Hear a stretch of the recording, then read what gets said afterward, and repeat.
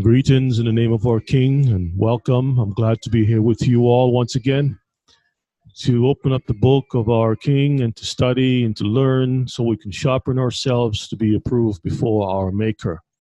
Shalom to the Mishpachah throughout the Caribbean. Shalom to the Mishpachah in South and Central America.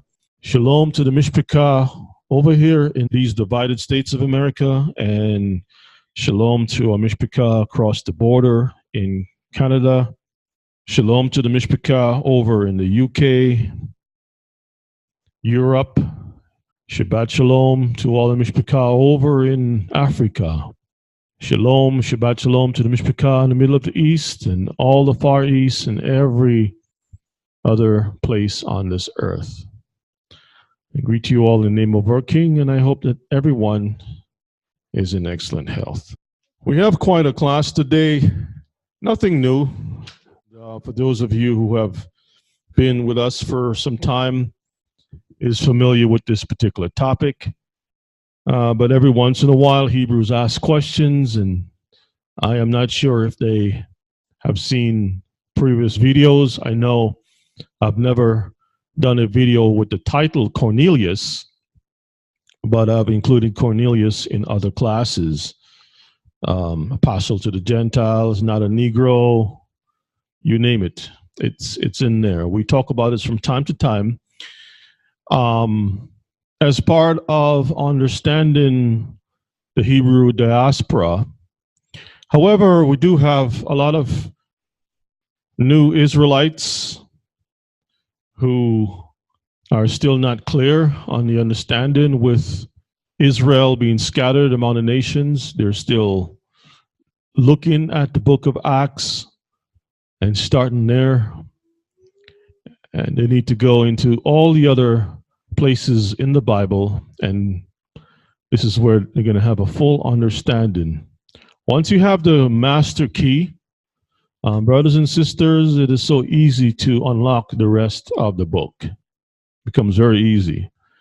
Now, I do know that there are brothers and sisters, I'm not even sure if they're on right now, but I do know that there are brothers and sisters who are not so, well, let me put it this way. I know growing up when I attended school that there were some students who didn't have, who had issues with attention. In other words, they can't really stay long and learn certain things. That takes a long time. They need a quick study. And unfortunately, they can't watch a 3-hour video. They want everything to be packaged up in about 15 minutes or less. Maybe one of these days I'll start doing some 10-minute classes, just boom, boom, boom, bullet point type stuff. But the problem is that you're always going to have that divide where one side, someone's going to say, well, you said this, but you didn't really go into any details. Where are you getting this stuff from? And then you got to go back and explain it. And if you try to explain something, they say, well, you're taking about an hour just to get to the point. And you can't win. Maybe the best thing to do is just wait until the master comes and he will just say, boom, have this knowledge. Boom, have that knowledge. Boom, you're going to have this one. Maybe that's the best thing, just to wait. But in the meantime, Mishpachah, I'm going to do the best I can with the tools that I have. And also, sometimes while we're teaching certain classes, we have Hebrews who don't attend, or maybe they couldn't attend at the time, and the class is not posted up on YouTube as yet. And because of that, they miss out on certain pertinent information. Maybe like a puzzle piece was put out and they missed that opportunity. So I do understand how, these questions come up. But what we're going to do today, we have a lot of reading. We have a lot of stuff to go through, and historical stuff, perhaps with the title and just focusing on this particular part. I think that will be good. All right, so let's get ourselves together. We have a lot of stuff to go through, and I definitely like to go into it. And just pray for Brother Yona that he has the energy to go through to today's class. Okay. Now, I believe that this particular class may segue into the eunuch,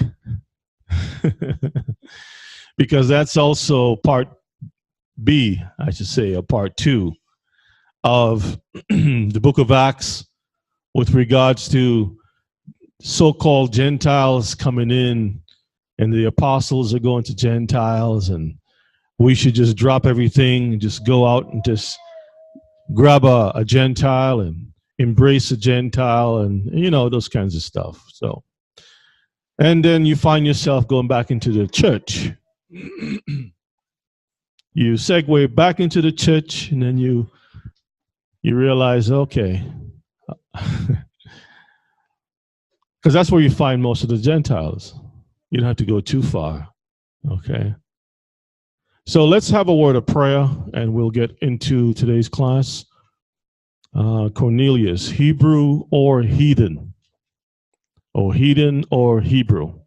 Gentile or Jew? However you want to title it. So, Elder, if you don't mind, if you're ready to render the tefillah,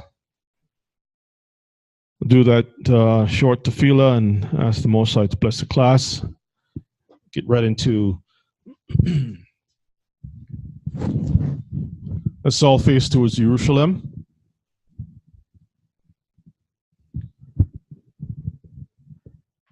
Let us pray, family.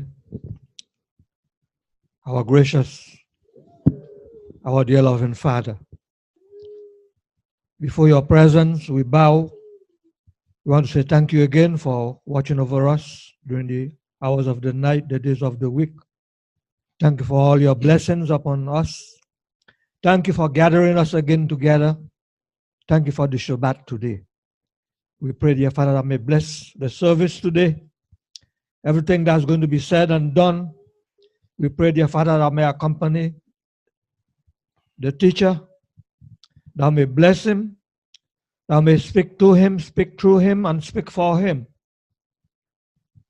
We pray for the reader that the reader, Father, will be reading fluently, that all those that hear the words that is read, it will not only listen, but Father, that everyone will repent and turn over their life to you, because the time is at hand. We thank you, we praise you. Those that are sick, those that have problems, we pray for them, dear Father, that I may reach down your blessing, your hands of healing upon them, that all will receive healing, and your name will be praised forever and ever. We thank you so much for hearing and answering our prayers, because we ask it through your Son, our Lord and Savior, we pray.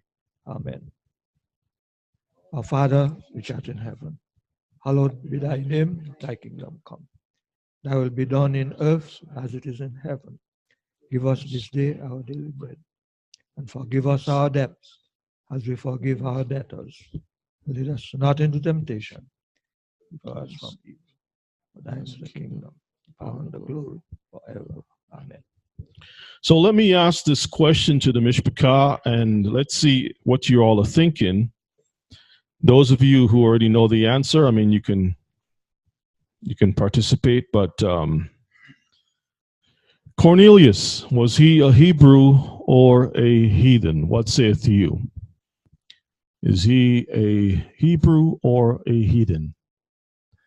Sister says yes, he's a Hebrew. It's the Olives, the Pauti. So far, everyone is saying that he is a Hebrew. Hallelujah. And I guess the question would be, to follow up, is how do we know that he is a Hebrew? Because we open the book of Acts, and if we're coming in with the Christian lenses, we will only see the love of Jesus coming to all people, and that's basically it. Okay? So what would we use as a roadmap or guide for us to arrive to the understanding that he is a Hebrew? What will we use? Anyone knows? You can grab the mic if you want to say something. Well, to come to the conclusion that Cornelius is a Hebrew, what would we use or utilize as a roadmap, a guide, to get us to that conclusion, to that point, that understanding? Okay, so we have some things in the chat. Says he paid alms to the Hebrews. That's good. That's very good. Scriptures tell us that he was a devout man. Okay, that's good too. History. No, that's good. We have alms, history, being devout. He feared Yah. We will use the scriptures. That's correct. He gave alms to the poor. Understanding the prophets. That is correct. He helped build a synagogue. So it seems like I'm speaking to the choir because, okay, Eliyahu says our ancestors were often conscripted into foreign armies. That is correct. That is correct. Yeah, and Josephus. Okay, so absolutely, I believe that we already speak into the choir. But so what we're going to do is just go through, read, and establish the points. Yes, Dr. We had this subject some years ago, and I think someone who read Wikipedia, it was saying that he, Cornelius, was a Hebrew, but he went into the army and he joined himself there. He became a citizen, and that his name, I think, was changed. And that is the reason why that everybody thinks he's a Gentile. Right. So we will look at the evidence and use the evidence to prove our case. Okay. So if we are doing detective work, using forensics and whatnot, we have to pull all the evidence together and bring it into the court. And it depends on how much information, how much proof that we have, we can settle the case.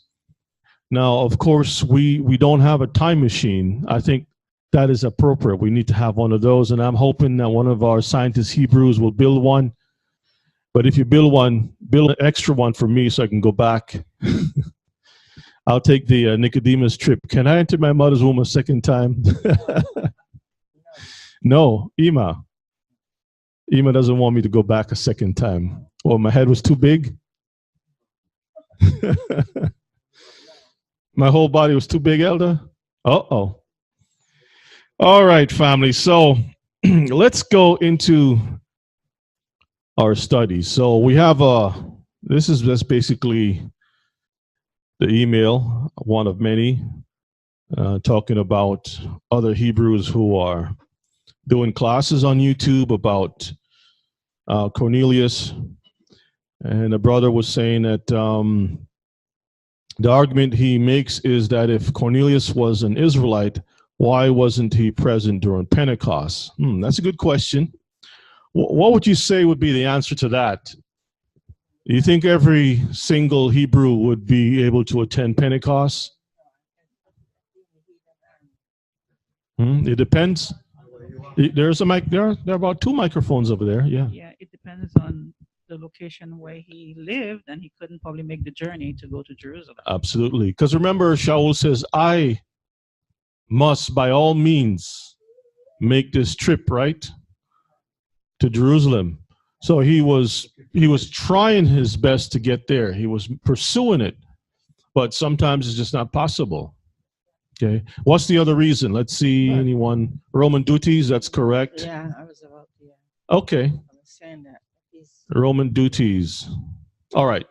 And that's good. That's what we need to, when we're examining things, this is what we need to look at. The fact that he may be, a person may be in a foreign country.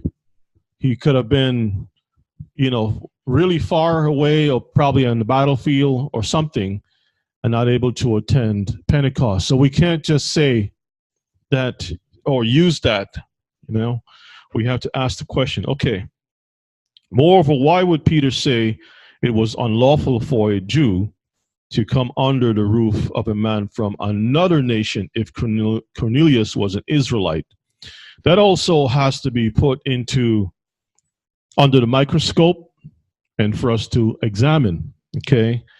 Because if you go through the Bible, start even at Abraham, and you see how Israel was going to be in an iron furnace and scattered. And you go through the whole history of Israel.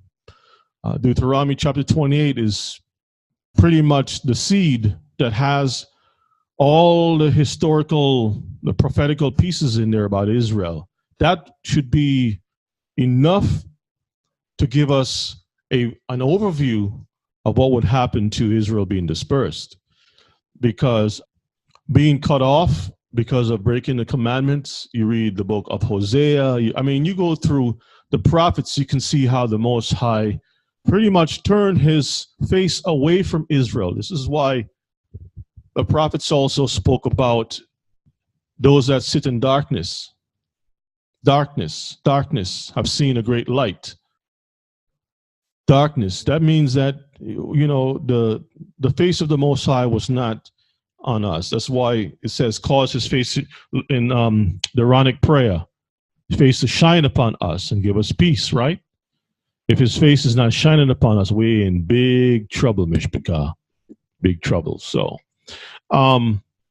these are things that we need to look at. And we also need to see how Israel was divided into two kingdoms. But even one particular tribe was denoted to be a multitude of nations. And how do you have a multitude of nations from one nation? That's the question. From one tribe. Multitude of nations from one tribe. How is that going to occur? Okay. So we will look at those verses and see what we can glean from it. And of course, it's not my job to make anyone to understand. A farmer plants the seed and then he moves on. He just, do the work as much as possible. But you can't poke under the ground after the seed is planted and look to see if there's any roots growing, anything happening. Sometimes it may take years. Some of our people will not get it right away. Some will and others won't. It's a work in progress. And that is also a message for those who desire to be teachers that, you have to be very patient. Okay? Very patient with the Mishpachah, and to just put that on your list that Israel will take some time to get it. Okay? He argues that in Acts 2, Peter was speaking to all the house of Israel, meaning the northern and southern kingdom of Israelites. And then there's a bunch of verses and stuff there for us to take a look at. So we will kind of browse through that real quick and go into many things in our histories and stuff. Okay, so now one of the things about Acts 2 is that we have to pay attention to the verse a little closely, right? Because it says in verses 5, he argues that in Acts 2, he was speaking to both houses of Israel. This is what the brother is saying. What does it say in verses 5? Can you read that for me, please? Sure. Shabbat Shalom, brethren. But there were dwelling at Jerusalem Jews, devout men out of every nation under heaven. So these are who? Jews. And the Jews are from what side of the fence? They're out of every nation. Out of every nation. But the key point, are they northern or southern kingdom? They're Jews. They're the Southern kingdom. Yes. That's the key. Okay. So the Jews that is mentioned here is the southern kingdom diaspora. Yeah. Now, it wasn't just, in Israel didn't just have the southern kingdom. We have the record in the book of Luke that there were others from Luke chapter 2 that we have one interesting passage of a certain woman. Okay. Luke 2. Let's go down here. Okay, so right here, verses 36. This is the time when Yeshua was being circumcised according to the law. An angel, Gabriel, showed up and says, "No, put that blade back, for he shall be called a Christian." Did that happen, Elder? No. He shall not be cut in the loins. Did you see that, Elder? Oh, okay. So why do our people have problems with circumcision? All right, so read for me, 36. And there was one, Anna, a prophetess, the daughter of Phanuel of the tribe of Asher. She was of a great age and had lived with an husband 7 years from her virginity. So we have Anna from the tribe of Asher that was there along with the southern kingdom. Okay. So, northern kingdom was there also. In order for you to have the proper understanding of that, you got to go back into the time of, I think it's Hezekiah, I believe it was, that had sent out a letter, put up a big old billboard. Northern Kingdom, you're welcome to come keep the feast. You don't have to worry about breaking league with your king in the north. I sent him a letter saying that y'all have a visas check. Homeland Security is going to let you through the border. Y'all can come on down, keep the feast, and go back if you want. Some of them came and stayed, and the others didn't even bother. Yes. Some of them also were married to some of the southern kingdom, in the sense of when Ruth was married to Boaz, there were many of them who, some of the northern kingdom were married to the southern kingdom, and they lived among the southern kingdom. Mm-hmm. Mm-hmm. So, yeah. So we just have to be able to do our little forensics, our homework, check things out carefully, and once you start to see these things, you'll say, okay. So let's go through a few things that the brother have here real quick, and these are some of the verses he said the brother on YouTube put out. And let's go to Acts 2 again and just read through Acts 2 and 14. So we have a lot of stuff to read, and I'm going to try not to dwell too long. I want to hit it as fast as I can. All right, let's read Acts 2 and 14. Acts 2 and 14. Uh-huh. But Peter, standing up with the 11, lifted up his voice and said unto them, Ye men of Judea, and all ye that dwell at Jerusalem, be this known unto you, and hearken to my words. For these are not drunken, as you suppose, seeing it is but the third hour of the day. You men of Judea does not really give us a full understanding of all the house of Israel per se, but we do know that primarily both kingdoms of Israel were dispersed. We had the majority of the northern kingdom had remained in exile. We know that a good portion, but not all, of the southern kingdom had actually returned. And the proof of that is going into the book of Peter, the letters of Kepha. You're going to see where he wrote to those that are in Babylon. Just reading Acts 2 alone lets us know that there were Jews from the southern kingdom that still lived in all of these foreign countries, but they had the opportunity to come home and keep the feast, but they returned back to those foreign countries. You read the book of Jeremiah, and I'm only just mentioning it here because we don't have time to go to every single verse in the Bible to prove things, but the book of Jeremiah spoke about our cousins and stuff, Israelites who had family down in Africa, Egypt. And the Most High warned Judah, the southern kingdom, of repenting, and they didn't want to repent. They said, well, if the king of Babylon shows up, we're going to go down into Egypt and hang out there until he gets worn out, because it's a long trip from Babylon to send troops throughout the desert, the wilderness, and come on down into Egypt. So the Most High said, listen, if you all plan on doing this thing, Nebuchadnezzar is going to come down into Egypt, and not only is he going to take the Hebrews into captivity, but also those who are protecting you, which are the Egyptians. Okay. And of course, he did do that too. Okay. So if you read that, you can see how we did have places over in Egypt that we dwelt. We know, historically speaking, every time there's a famine or some conflict, we either head down into Egypt, or we would go down into one of the Philistine countries and stuff. Remember David, when he fled from Saul? Was it Saul? Yeah, I believe he fled from Saul. He went over Jeroboam. Okay, so we have this history of going into other nations for sanctuary and things like that. Okay, so that's not really a strong case of what he's trying to present here. Acts 2, and let's read 36 and 38.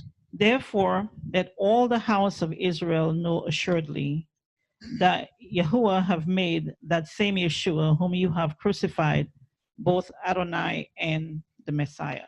Now, the words "let all the house of Israel" sometimes can cause some confusion. What does the word "let" mean? Allow. Okay, so if it means allow, what was happening before the statement was made? Because the southern kingdom will not allow the northern kingdom to come among them, because they consider them to be Gentiles. And it's not just the northern kingdom, because remember, again, we have to kind of like reimagine where Israelites were, okay, at the historic place and time. And once we reimagine that, we start to fix the maps. We can see, we put everything out where we can see it. If the majority of the Hebrews were somewhere in Asia heading further east or something, and then we had little spots here and there, then we would understand, okay, the majority were a remnant that lived in Jerusalem, Judea, and whatnot. When they said, let all the house of Israel know assuredly, it's not all Israel that has known anything, but the men were going out to preach and to teach according to the commandments of Yeshua. And you had stumbling blocks. You had Pharisees. You had Sadducees. Sadducees try to trip stuff up with the scriptures. Pharisees try to stop you from believing in the Messiah. You know, so you had these people who were making an effort to stop Israel from believing in the Messiah. Now, remember, we talked about the diaspora or the synagogues. When you read the book of Acts, it mentions Thessalonians, Ephesus for the Ephesians, Rome for the Romans. You see all these different synagogues in these vicinities and stuff. And that will let us know that most of those synagogues were made up of two types, mainly two groups of Israelites. Okay, mainly two groups. That is from the Greek diaspora and also from the Roman diaspora, from the southern kingdom. Okay, the Greek diaspora from the southern kingdom was made up of mainly Israelites during the time of Alexander the Greek, when they were forced or they freely converted to become citizens of Greece. And then and we'll go into that too, when the Greeks were taken over by the Romans, you had a transitioning, okay, of Hebrews who also adopted Romans' way of life. Many of them because of trade, because, you know, if you're living in a place where you're getting hit with hurricanes all the time, you're going to pick up and says, you know what, that's it. I'm not rebuilding anything. I'm going to move on to another place. You got a whole bunch of Israelites in New York. You have, far away from where hurricanes normally hit. It says, you know what? I don't want to be close to any coast anymore. I want to go to the middle of the U.S. I want to go all the way up to Alaska. I want to get away from whatever it is. And that's how, if you have Israelites going through certain problems in Jerusalem, all these civil wars and insurrections, we're going to read that too. They're going to just say, you know what, we're going to move away from that, get away from that. We want to live a peaceful life. And so it doesn't take a rocket scientist to figure this thing out. It's just simple understanding of human nature or life with anyone who has gone through some kind of hardship, may want to have a change of pace. And if they have enough people together, they would form a synagogue and come together to worship and whatnot. Okay? So, can you read verses 38 for me, please? Verse 38. Mm-hmm. Then Peter said unto them, Repent and be baptized, every one of you, in the name of Yeshua HaMashiach, for the remission of sins, and you shall receive the gift of the Holy Spirit. Okay, every one of you, does that mean all 12 tribes? Yes. It's just who were present. Okay, just those that were present. Okay, just those that were present. So we can't say it's all 12 tribes. We can see there was a little bit of sprinkling on the cupcake, but it wasn't covered completely. Okay, just a little bit here and there, just a little flavor of the northern kingdom was there. All right. Let's look at a few more that Acts 15, 14 to 17. So I'm just going to take a few more, and we're going to move on into some other stuff. Okay.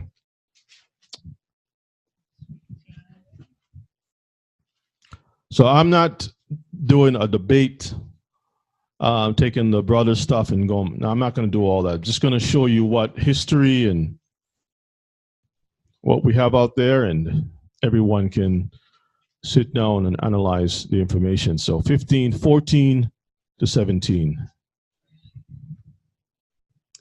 Acts 15, 14 to 17. Mm-hmm. Simeon have declared how Yahuwah at the first did visit the Gentiles to take out of them a people for his name. And to this agree the words of the prophets as it is written. Okay, let's stop for a moment. Right here should be a huge clue. If you're going to go back to the words of the prophets, you will see that the prophets is making a very clear distinction of who has to be brought back, or who's going to be the people receiving this name. Okay, so let's see what 16 says. After this, I will return and will build again the tabernacle of David. I will build again the tabernacle of David. Now, this tabernacle of David is a one house that he's talking about, okay? Because the tabernacle of David was broken. It was broken, split. When Solomon had messed up Rehoboam, under Rehoboam, Solomon's son, that's David's grandson, the kingdom of Israel was torn into pieces, two houses. And even with the northern kingdom, Ephraim was not the only one ruling. You had times where Issachar also had the crown. I don't know if you all know this. There's a time when, temporary crown, I should say. You had others that took control for a short time. So let's read 16 again. After this, I will return and will build again the tabernacle of David, which is fallen down. Mm-hmm. And I will build again the ruins thereof, and I will set it up. Okay. So obviously this is talking about the rebuilding of the two houses of Israel. It's not the rebuilding of nations in terms of Gentiles. It's the rebuilding of the house. The focus that we should always remember, the prophets were declaring that Israelites will be coming back together again. Now, if I have a limited amount of funds to build something, do you think it's going to make sense for me to take my monies and instead of building my house to shelter me first, I'm going to take my stuff and split it into two and go out and focus primarily on other people's and leave myself out in the rain? You think that's going to make sense? I mean, common sense lets us know that even when you're on an airplane, the stewardess will tell you, the flight stewardess will say, you got to buckle yourself up first.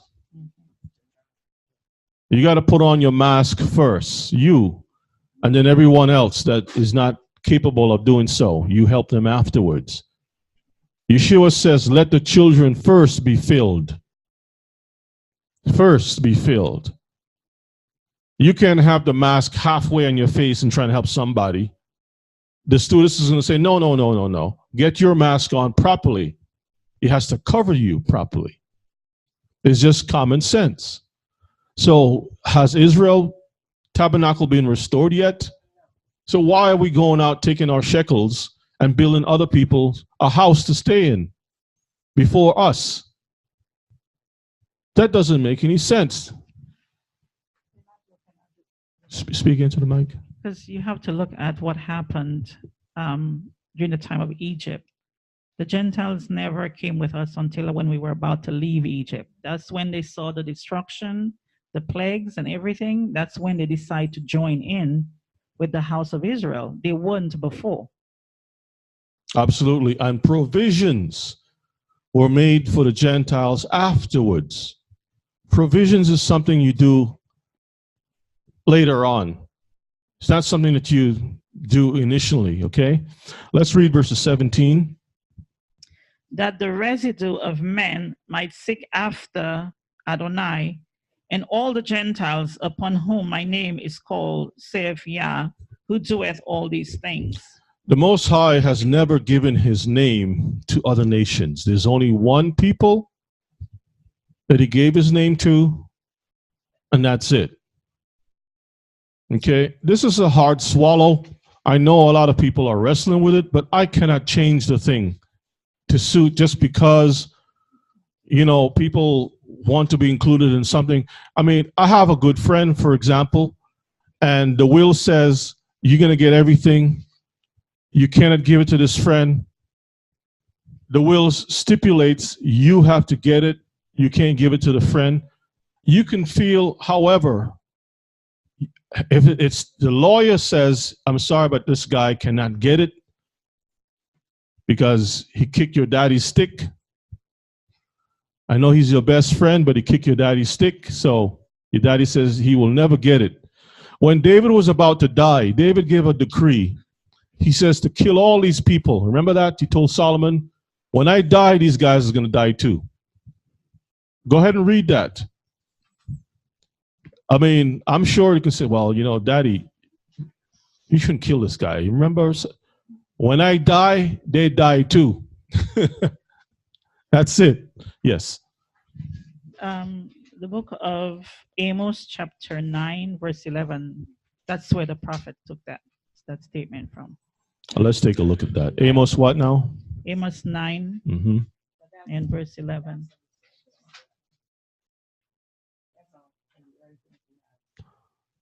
Amos 9 and 11. Yeah. Okay, go ahead and read. No, it says, in that day will I raise up the tabernacle of David that is fallen, and close up the breaches thereof, and I will raise up his ruins, and I will build it as in the days of old. Read 12, because it continues into 12. That they may possess the remnant of Edom, and of all the heathen which are called by my name, saith Yah, that doeth this. He says to possess. That's the part that the church don't want to read. Now you have to understand something, okay? You have to think along the lines of, if you are Hebrew under Roman rule, do you think you're going to come out and say, read verses 12? If you have Roman guards Homeland Security, Romans walking up and down, and you have all of these Jews, first of all, you got all this insurrection happening every weekend. Some Israelite decide, let's gather enough stones and we're going to make some slingshots. We're going to call it the David Brigade. Okay, we're going to knock Goliath, the Romans, out. And so that forces the police, the Romans, to police the gatherings of Hebrews everywhere. Every time you have a lot of Hebrews together, the police is going to be there watching to see what's happening. You can't come out on the speaker and say that we may possess the remnants of Eden, Rome. You can't say that. We have to be able to think along the lines of how we are today is no different from how it was back in those days. So once you start to really think, apply some searching in here, research and stuff, you're going to see, Mishpachah, it's no different from today.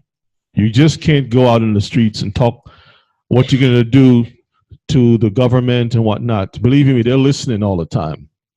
Okay, you can't do those things. It's not right. All right, so read on down to verses 14. 14. Amos, yes.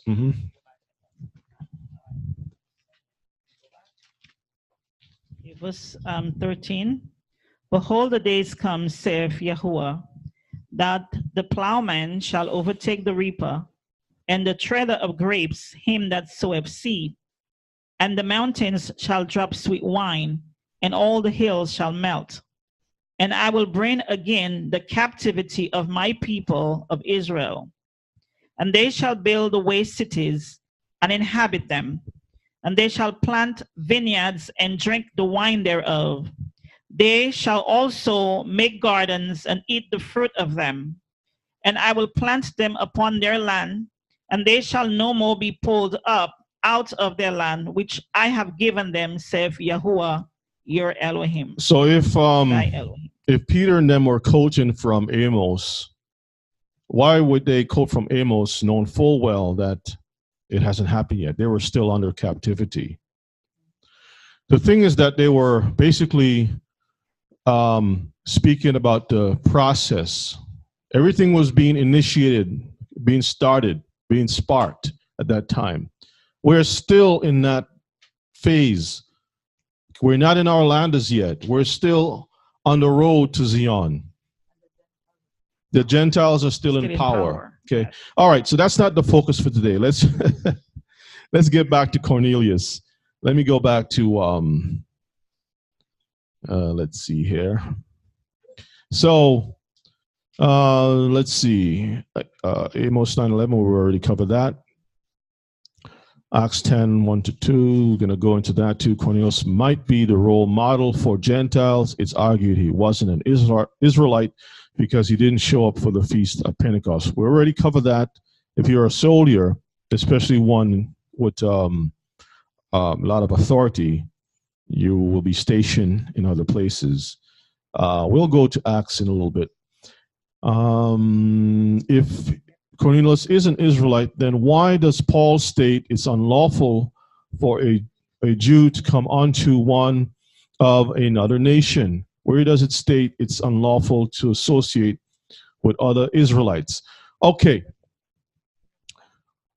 The simple answer would be, what problems did Yeshua have when he went into the houses of other people that other people didn't go into? Remember when Yeshua went and visited, no, not the centurion. The Pharisees was making a fuss about, the Pharisees did not go into the homes or even deal with regular Hebrews who were, they deemed as bums, low life. Remember that? Okay, so when you look at the day in and day life of of Israelites. You had groups that didn't want to associate themselves with other people. You look at the statements. How is this guy is going to go into this person's house? And how can he eat with wine bibbers and prostitutes Correct. and all of these people? Because they didn't go into those people's homes.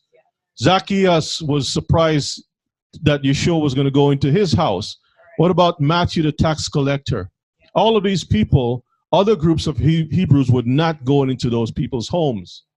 As a matter of fact, and we're going to look at some evidence, they were looked at as being of another nation. You have a statement by the Pharisees saying, is he going to go? Let's get that. The book of John. Where is he going to go that we're not going to see him? I think it's 9 or 10, somewhere around there. Is it 8? Where is he going to go that we're not going to see him? 7? Okay. Yeah, that's 7 and 35. Okay. So let's take a look at that.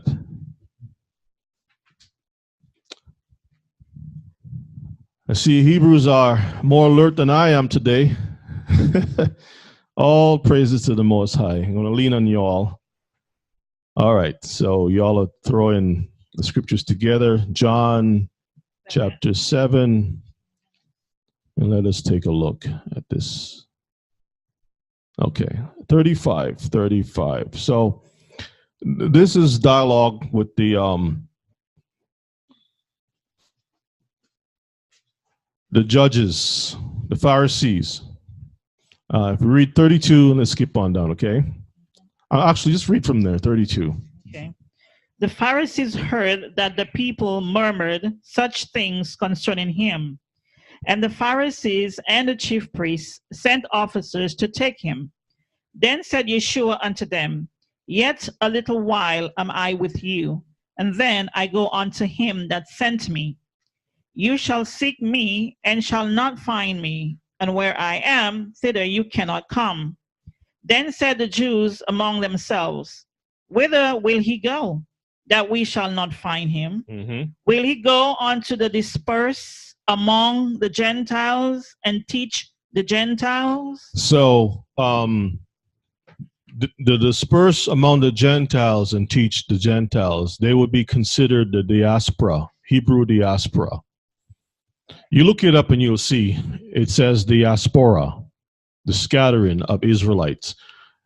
They consider them to be Gentiles. In other words, the word Gentiles, goyim, means nations. The real, translation is nations.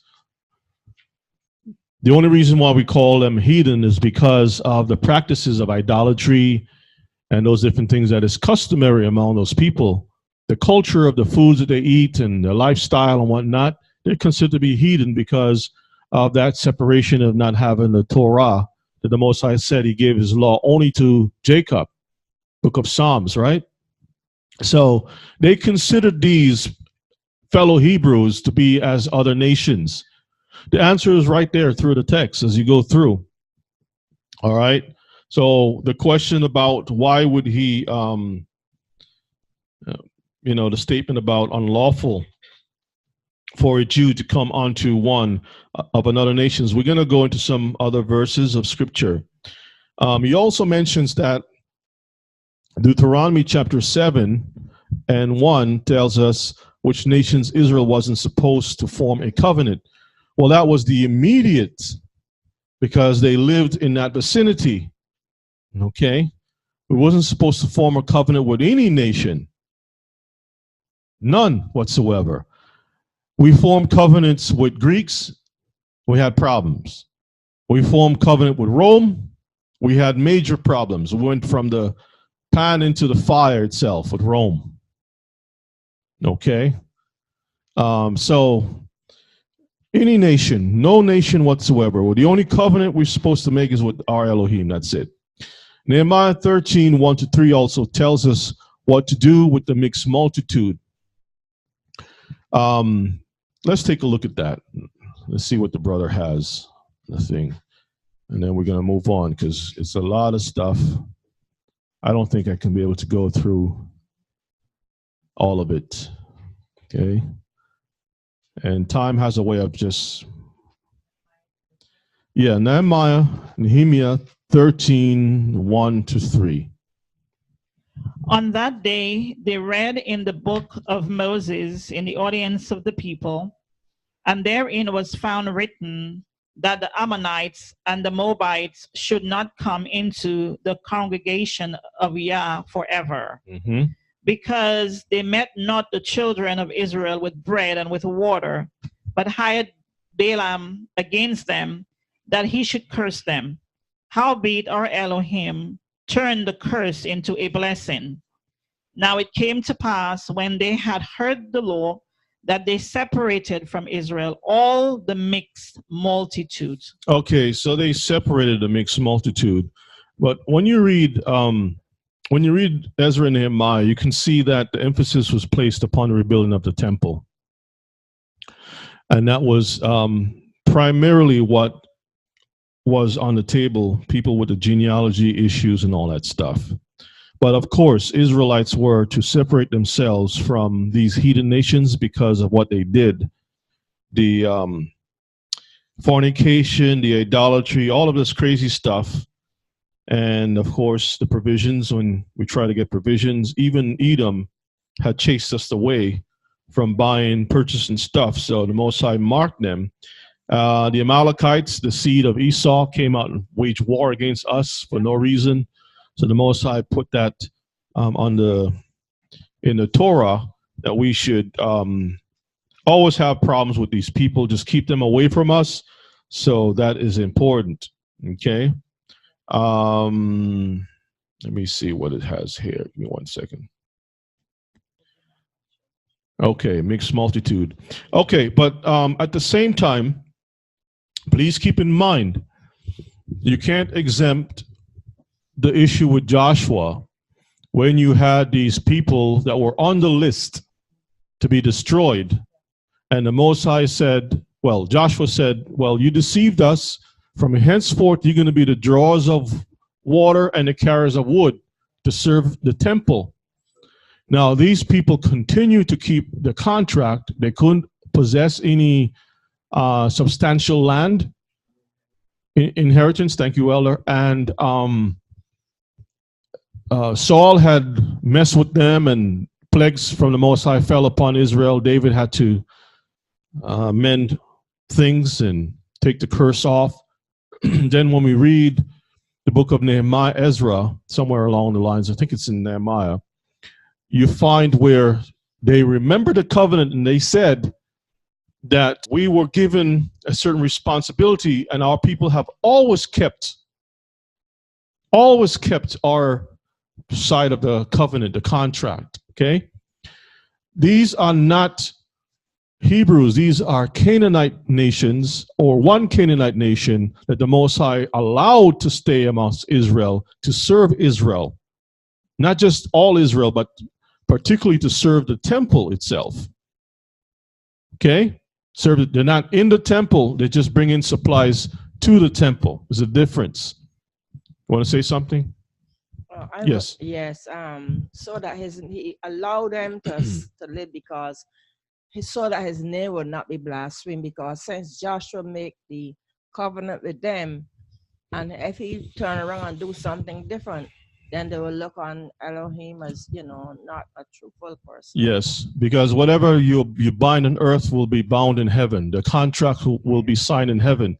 That's why we can't make league with nations so easily, because the Most High is going to bind that in a thing, and then there'll be a problem for us. So he says, don't go out and make deals with these people, because I'm going to hold you to it. When you make a deal, I have to approve it. In the case of David, yes. When Saul had made the covenant with the people and he didn't keep it.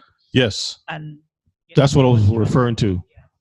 So Brother Eliyahu posted about the Samaritan woman. That's a great example to show that we did have the Northern Kingdom being denoted as a Samaritan woman was around the time of Yeshua. Okay, that's also she was also from that mixture between the priests and the heathen that was placed into the territories. Okay, you had a little bit of assimilation. And remember when Nebuchadnezzar's guard, Nebuchadnezzar, or whatever his name is, forgot the name, He was the general that Nebuchadnezzar set to destroy Jerusalem. And he left some of the poor to take care of the property, the grounds and stuff. Took everybody else into captivity, and he left the guys to trim the trees and upkeep. Yeah. Okay. And so everything has to be brought into account. All right, let's move on. Let's see what else he has. Now in Romans 2:9-11, the Most High is not a respecter of persons. The Most High isn't a respecter of persons, but he's a respecter of nations. I'm currently viewing your, okay. Exodus 2:25. Exodus 2:25. And let's see if there's anything about respecting.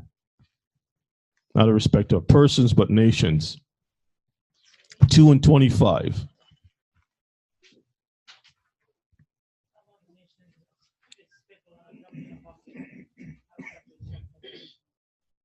Well, let's see. Acts 2:25. I'm sorry, Exodus 2:25. Yes, please read.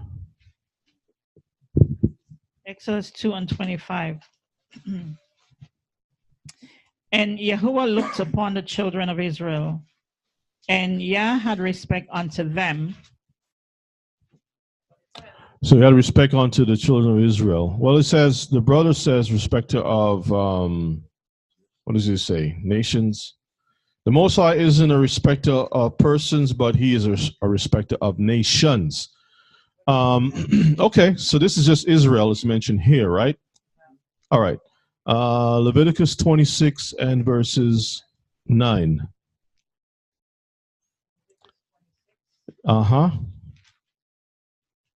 26 and 9.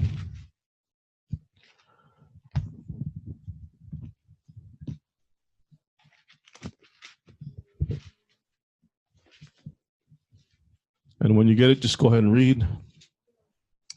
For I will have respect unto you, and make you fruitful, and multiply you, and establish my covenant with you.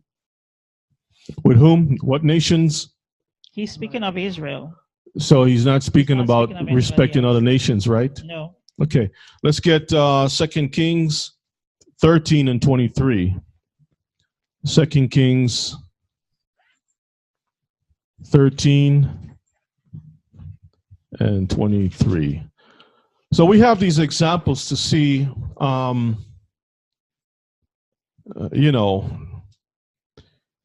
that the Most High is dealing specifically with Israelites. 13 and 23. And Yahuwah was gracious unto them, and had compassion on them, and had respect unto them, because of his covenant with Abraham, Isaac, and Jacob, and would not destroy them, neither cast he them from his presence as yet. Now, of course, when we read certain things in the New Testament, we have to understand that these men will not contradict the scriptures. They will not. Okay, so if they know and they're held to the scriptures, then there must be something that we are overlooking or misunderstanding. Yes. That scripture we got in Acts, I think I read that it was saying that God only have respect on persons that judge righteously, righteous judgment. So that is where I think that's where that scripture come in. Well, so far we can see wherever it's mentioned about respect is only pointed towards Israel because of the covenant that he has made. So I'm not going to spend any more time on that. I'm going to move on into what we can present as proof that Cornelius had to be a Hebrew and not a heathen. And we're going to see why that is, okay? We'll see that information. So let's go back here real quick. You want to read Isaiah 40? Okay, let's Isaiah 40. 40 and 15, you says? Yes. 40 and 15, okay. How is my little lights doing over there? They doing okay? All right. Shalom, brother Kelvin. I didn't say shalom to you. And 15. Okay, go ahead and read. Behold, the nations are as a drop of a bucket, and are counted as the small dust of the balance. Behold, he taketh up the isles as a very little thing. So the nations are to him, as far as they're nothing. Okay, he made a contract with a certain people, and he's been tracing that seed line all the way through. Yes. I know that in our world today, everything is spiritualized and such like, to kind of avoid the Most High's word, as if his word is nothing. 17, what does it say? All nations before him are as nothing, and they are counted to him less than nothing and vanity. All right. So let's go back to our presentation slides here. And there are other questions that I received in the past, which hopefully today's class will help to clarify some things. Let me see. Okay, so there are various schools of thought when it comes to Cornelius. You have major and minor groups. The major one is that Cornelius is a Gentile, a non-Israelite, and the first non-Hebrew Christian. The evidence that they use is the literal use of the text. Okay, Acts chapter 10, where it speaks about, that thing with Cornelius, and they said, aha, you see, Cornelius is a non-Israelite. Okay, the minor group, which we'll consider ourselves to be minorities, we're always minorities, right? Okay. Cornelius is an Israelite, and the evidence we're going to use are three things: the scripture, which is, of course, prophecy included in there, but the Torah, the prophets, and also history to tie everything together, okay? All right, first and foremost, let's read Acts 10, and then we will, let's go through that real quick. Let's see. Okay, I'm just checking to see my notes here, make sure that I have enough time that we can go through everything. So let's go to Acts chapter 10, and let's read through this. And hopefully we'll gain some understanding. Ready? Yes. From the top. Acts 10 and 1. Mm-hmm. There was a certain man in Caesarea called Cornelius, a centurion of the band called the Italian band. It's not a rock band. It's not a reggae band, not a hip hop group. Okay. It is a military group. Okay. Read on. A devout man, and one that feareth Yahuwah with all his house, which gave much alms to the people and prayed to Yahuwah always. Okay. Now, one of the things that was mentioned in the chat room, which I believe is a very important clue, is the giving of alms, okay? Alms is what? Shekalim, it's monies, okay? It's monies, silver coins and stuff. Yeah. Okay, so I want us to think real slowly. We're going to go through this. You have a guy who is what you would consider an oppressor. Yes. Okay, let's look at it in that sense. Let's say he's not a Hebrew. He's just a Gentile. You have the captain or the centurion, which would be of a high rank, of the people who killed your uncle last week, had him up on a cross. Okay, your uncle didn't pay enough taxes. He's hanging from the cross, from a tree. Your brother, you don't know if he's dead or alive. He's running for his life because he wanted to take vengeance for killing his uncle. Come on now. And then this same guy is going to turn around and bring, if not him, somebody else. Okay, maybe he's a good guy. But do you think they're going to pick and choose and say, okay, you're a good one, you're a bad one, whatever it is? All you see is your oppressor. Like a slave is going to say, well, that's a good master plantation over there, and that's the bad master plantation over here. They're all masters, okay? And they all use the whip. Elder, got the mic? They're all masters. If Cornelius was a heathen or Gentile, where did he get that custom of giving alms? Where he getting that from? Good question, Elder. Good question. That's how we have to think. Because alms is something that you give, and there is not just the giving, but the receiving of the alms. The receiving. Are you going to take money from somebody that is going to, that has been known to persecute you and to torment your people, and they're oppressing you, they're taxing you? Think about that. It doesn't make any sense, okay? All right, read on. Yes. Another thing is that as far as the temple goes, you're not supposed to bring the price of a dog. We'll go into that. So on. We'll go into that. Yeah. Yes. I have a question. The question is, we dealing with alms or giving alms, and we're talking about receiving. Remember when the temple was building the temple, they said don't take nothing from nobody else, only from the household or the brethren to build that temple. So in giving, so we had to look at that to see that Cornelius was on that same branch.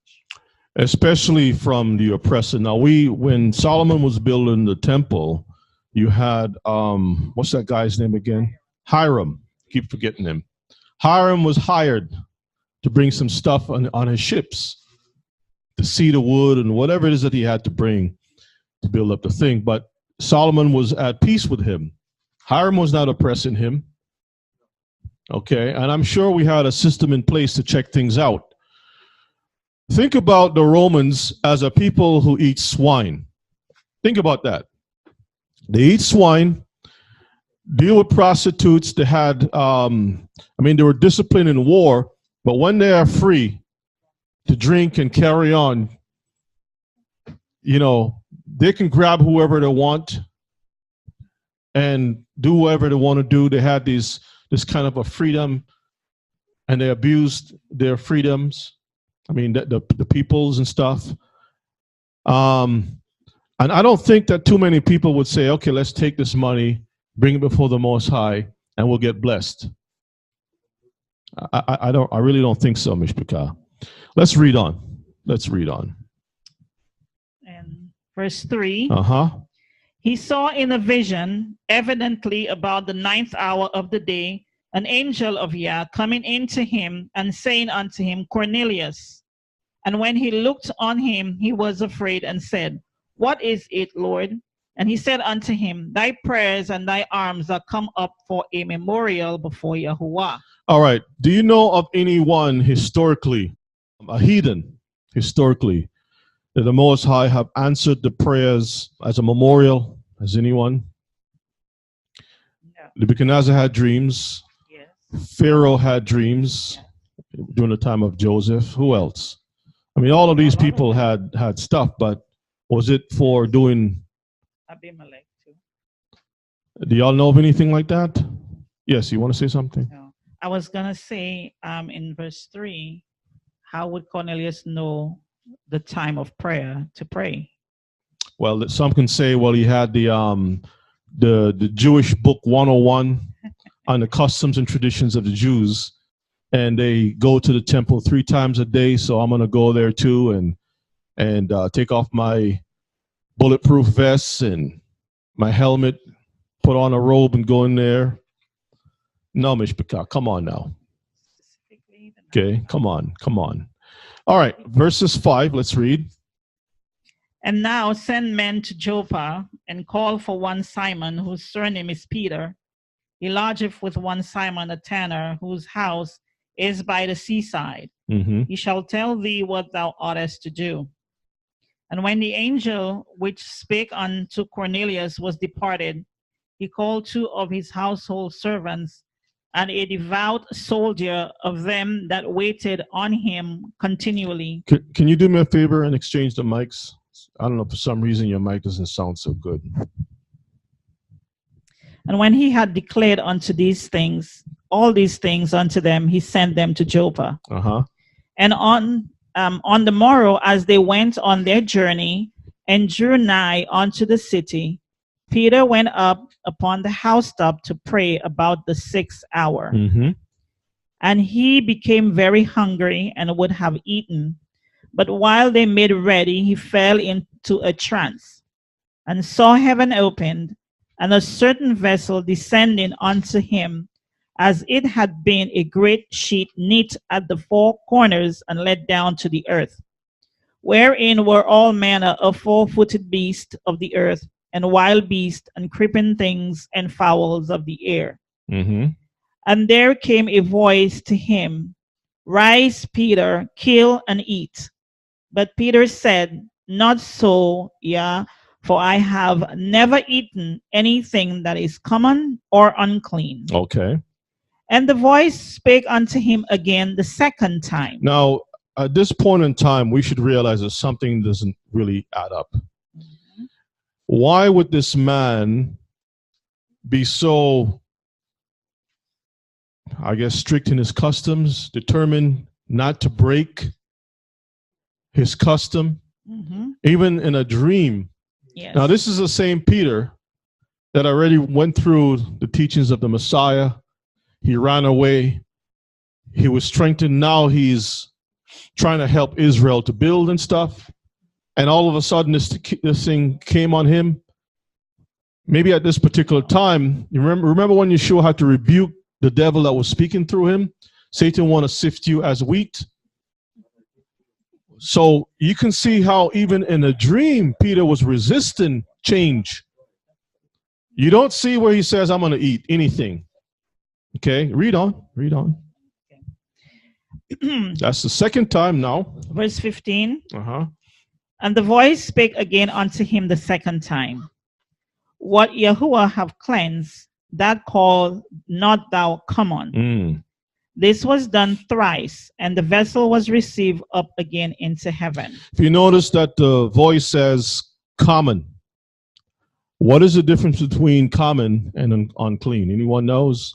A common animal is a clean animal, but it's killed in a, it's like die by itself, or, it's not Okay. killed kosher then. Okay. An animal that is not killed kashrut, the Yes. kosher way, Correct. is considered to be common. Yes. Like you have a cow, a Killed goat, or- a sheep. These are animals that are clean for us to eat.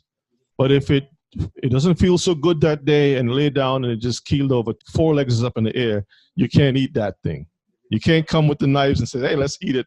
Yeah. No, it die of itself. Mhm. If the dog from the neighbor comes over and bite it and it doesn't feel so good, you can't eat it. Lion or whatever it is. Okay. So that's common. Okay. Unclean now is a pig, Mhm. correct? Mhm. That's unclean. All right. So if you notice that the voice says common, Yes. okay, what does that denote? Hebrews. It denotes a Hebrew. A Hebrew. He's Hebrew, he's clean, Yes. but his lifestyle Is unclean. has kept him Yeah. that he's like basically untouchable. You can't touch him. Yeah. Okay. You're not supposed to have any dealings with him. Yes. That's why if you have a clean animal that die of itself, what does the Torah say we're supposed to do with that animal? You give it to the heathen. Give it to who? The heathen. Because you're thinking about those people as heathen. Okay? So in other words, if Cornelius himself would have been denoted as a heathen of another nation. Yes. The thing is that sometimes, our people are not really properly learn with the Torah how things are, how to go back in the Torah and see what Yah already said in his word. You see what I'm saying to you? So they're not really understanding how to pick out those things when they read the chapter. What is, like, for example, when we talk about the voice said, come on, it didn't say unclean. Mm-hmm. No one would say, wait a minute, what does that mean? you have to be able to pick those things out of there, to question, what does that mean? You know, Well, one of the reasons why that doesn't happen is because when you start to go into that thing, you have to go from the quote unquote Jewish way of looking at things. And a lot of Hebrews don't want to go into that side. It's too Jewish. Anything that is dealing with a lot of the rabbinical writings and stuff, they don't want to look at it from that perspective. Remember, I did a class on the Sotah, which covers the laws of infidelity. Someone is not faithful, how the process is it happens and stuff, and it explains how the woman is taken from one place to the next and all kinds of different things, which is a reflection of the suffering and the trial of the Messiah himself. If you go look at that class, there's a lot of things. It's based upon the rabbinical writings, that they have things that is not found in the Torah itself, directly in the Torah, but these are oral procedures that the judges had in dealing with certain cases. And in those writings, you can see the sign of the Messiah. But if you reject those things, it's difficult for you to really see the detail. So now when you're looking at stuff, it's like, no, you're going to take it just, well, this is what I have. I'm going to only work with this set of tools. But to find the tools to get the fine details, you're going to miss all of that. It's going to be difficult. Okay. Yes. now in the verse that says what Yahuwah have cleansed, if you had to take it literally and say it's an animal, when did Yah cleanse a pig? Today in our time, Do you see what I'm use saying science, to you? right? When did he cleanse shrimp, or when did he cleanse the rat or whatever? You know what I'm saying to you? Because they're thinking that Yah is going to go and clean these people out and make them clean. But that's not what he's saying. I mean, No. anything you could ask that question, Okay. when did Yah made a pig clean? You see, he said, what Yah have cleansed.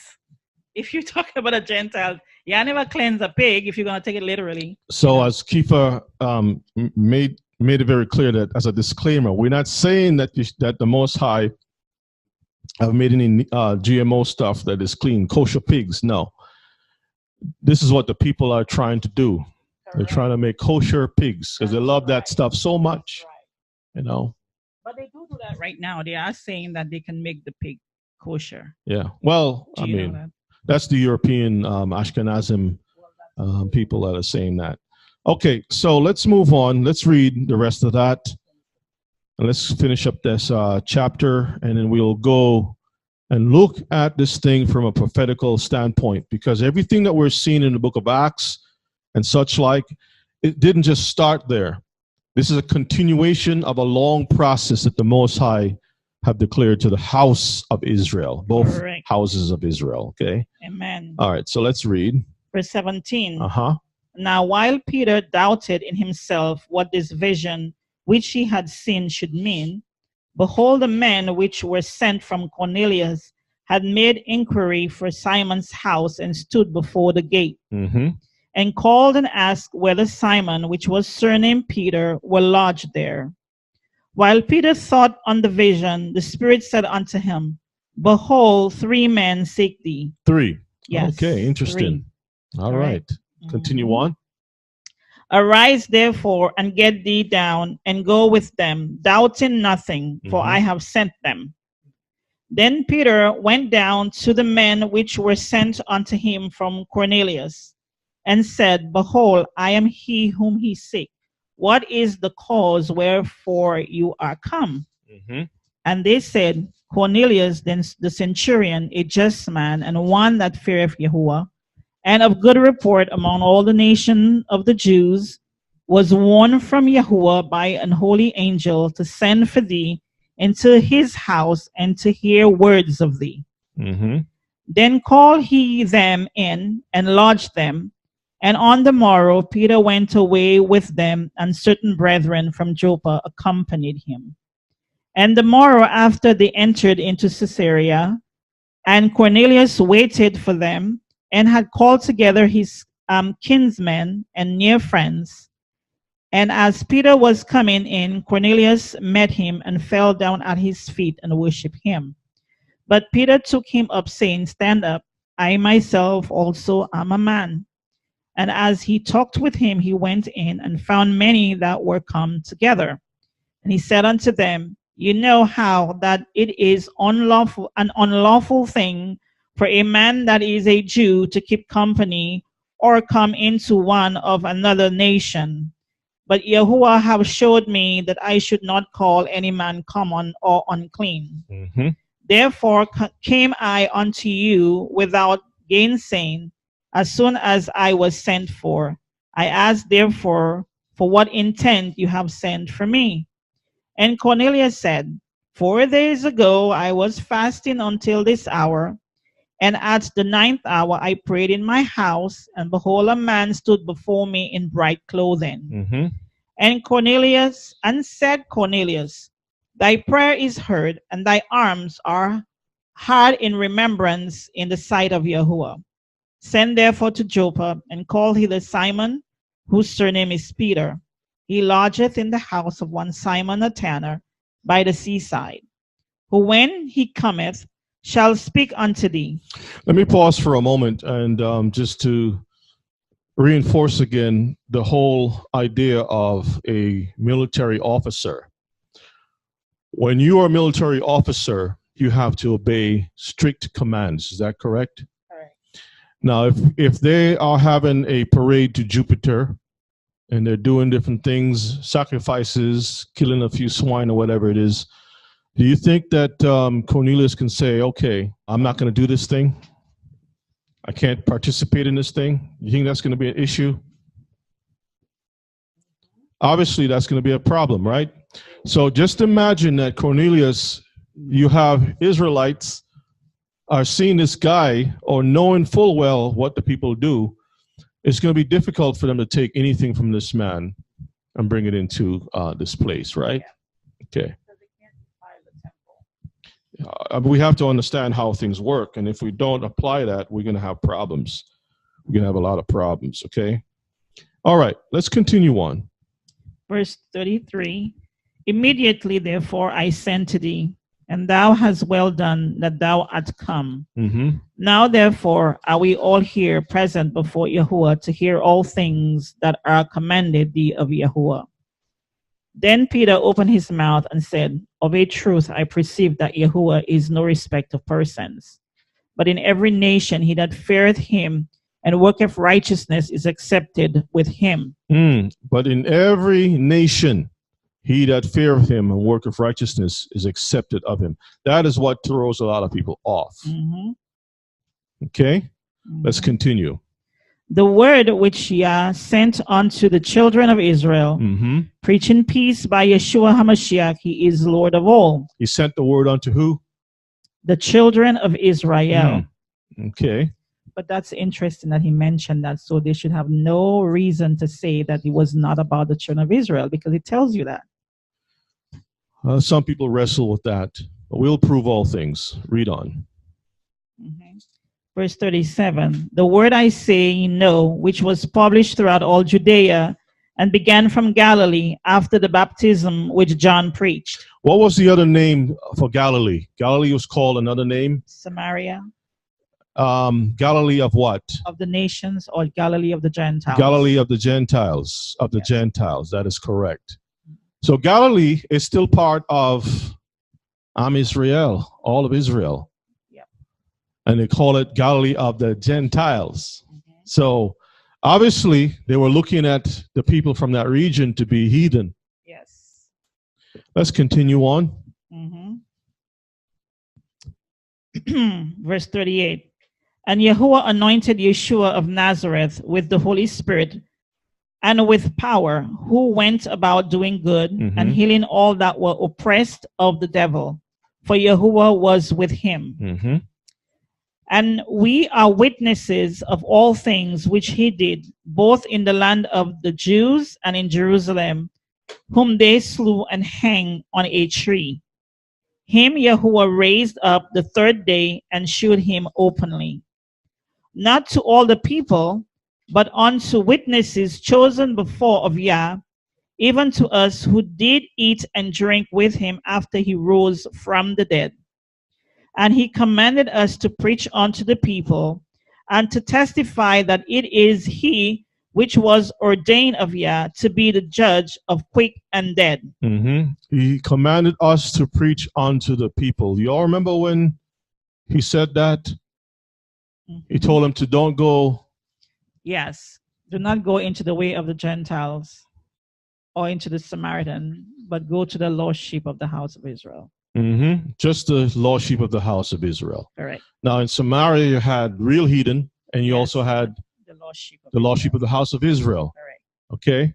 And then after he resurrected, he told them, go into all the world and preach to every creature, Right. baptizing, and so forth and whatnot. Why is that?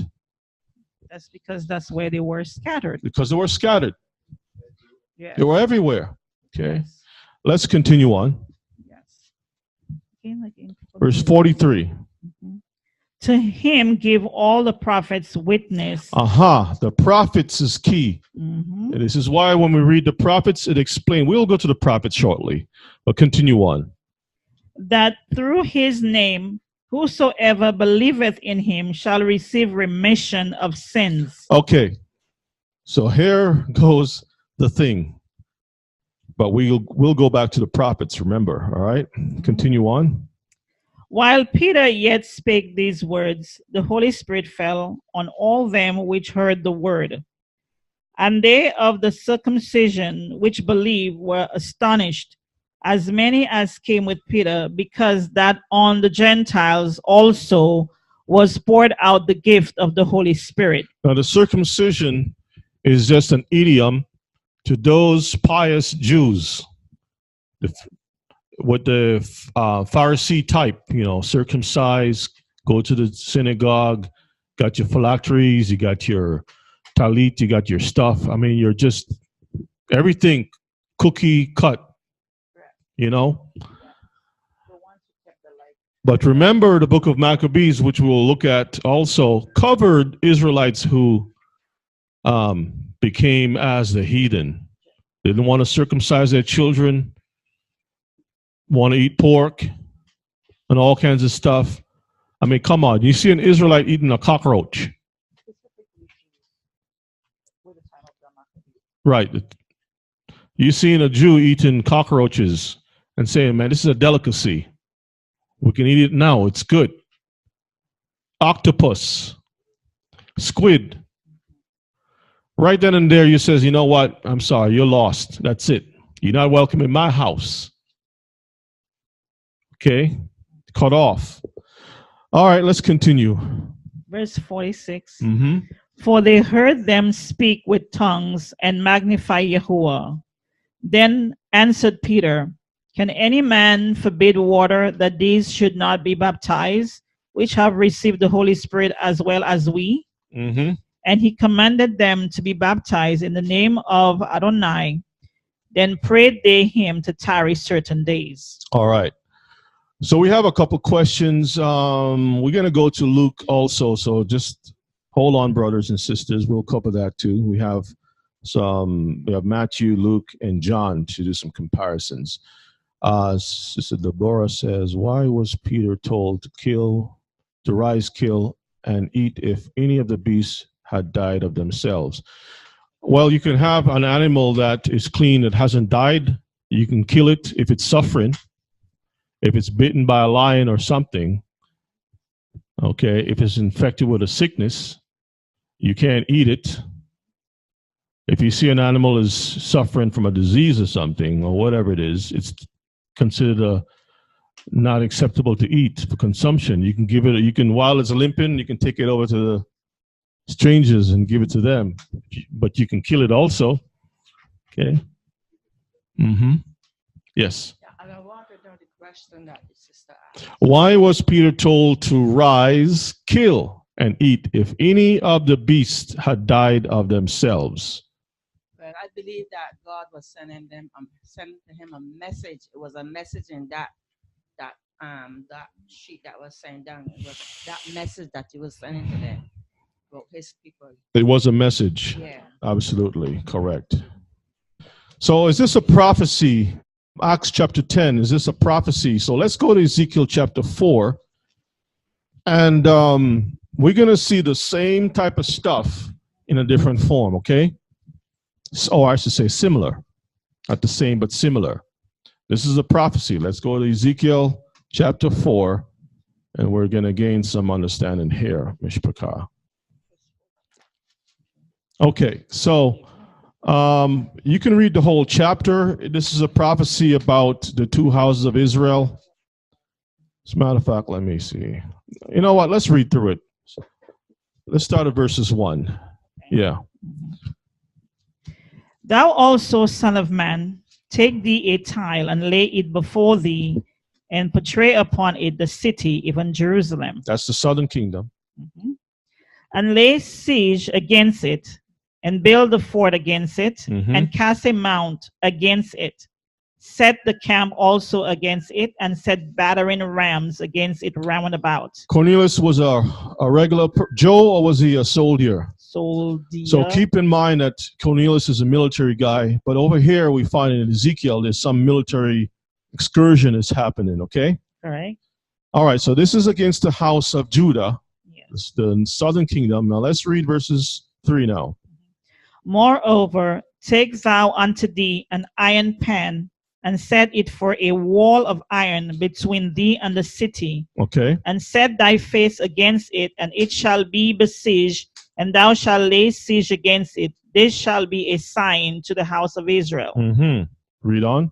Lie thou also upon thy left side, and lay the iniquity of the house of Israel upon it, according to the number of the days that thou shalt lie upon it, thou shalt bear their iniquity. And notice it talked about iron. Keep that in mind. Rome Yep. was the Iron Empire. Correct. Okay. And now it's talking about Israel, the house of Israel and Judah. So let's continue on.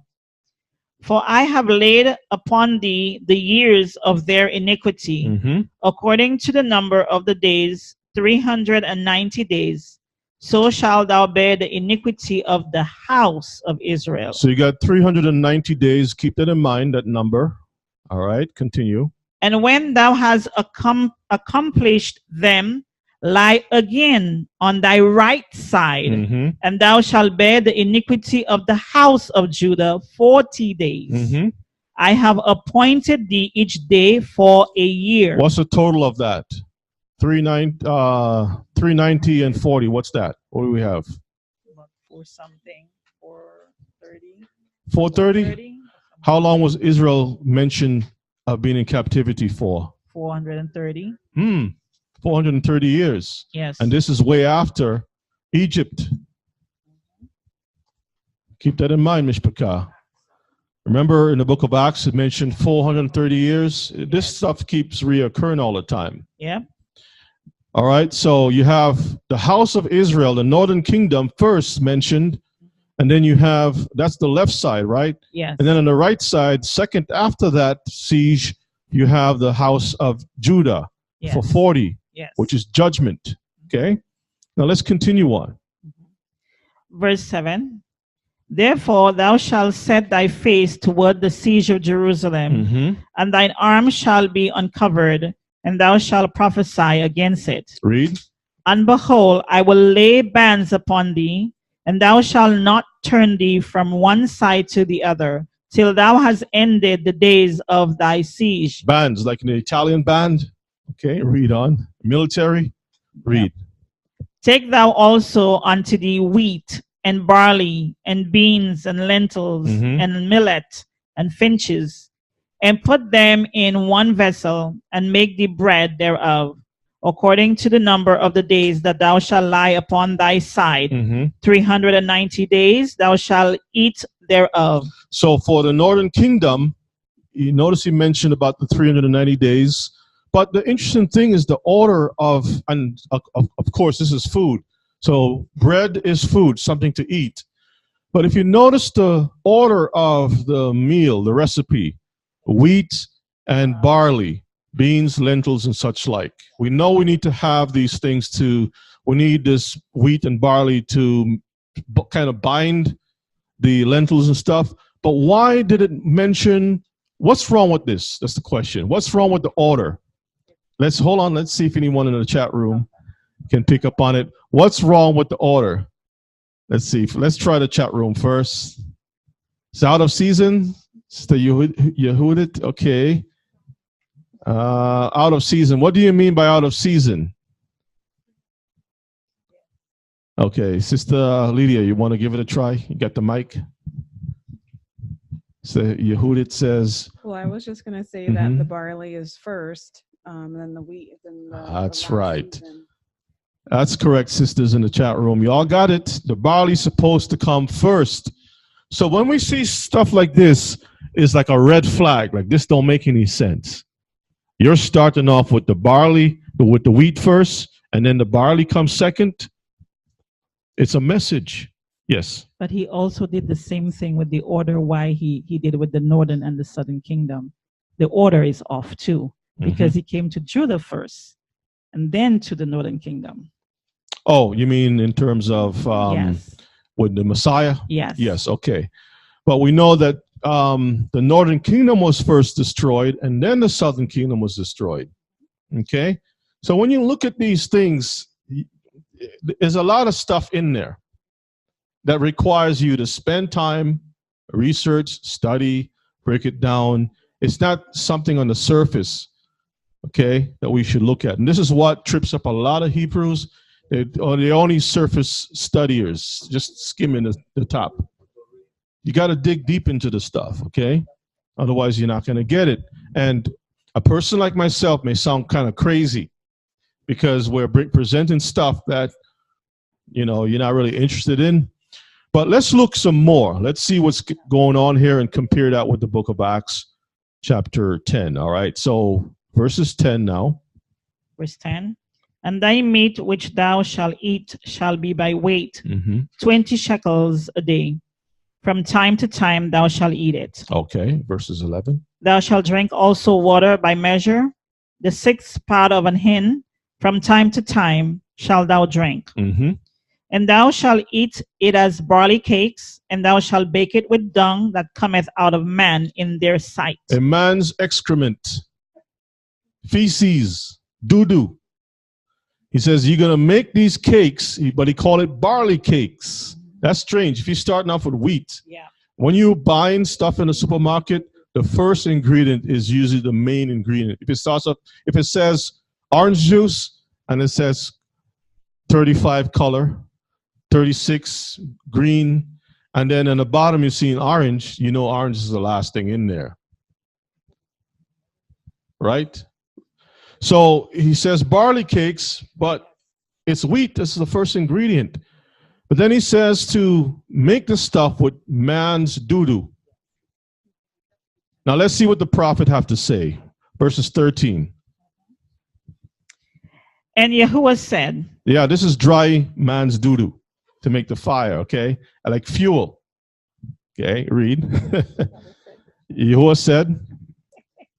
I'm sorry. Go ahead and read. Verse 13. And Yahuwah said, even thus shall the children of Israel eat their defiled bread among the Gentiles, whither I will drive them. That's the northern kingdom, is that correct? Yes. Okay. They will eat their defiled bread among the Gentiles, whither I will drive them. Correct. Verses 14. Then said I, Yahuwah Elohim, behold, my soul have not been polluted. I have not eaten anything that is what? Common or unclean. Common or unclean. Read. For from my youth up even till now have I not eaten of that which dieth of itself. That's common. Or is torn in pieces. That's common. Neither came there abominable flesh into my mouth. That's unclean. Correct. And notice the order. Okay. Notice the order. Verses 15. Then he said unto me, Lo, I have given thee cow's dung for man's dung, and thou shalt prepare thy bread therewith. So he comes into Cornelius' house and says, don't call you common.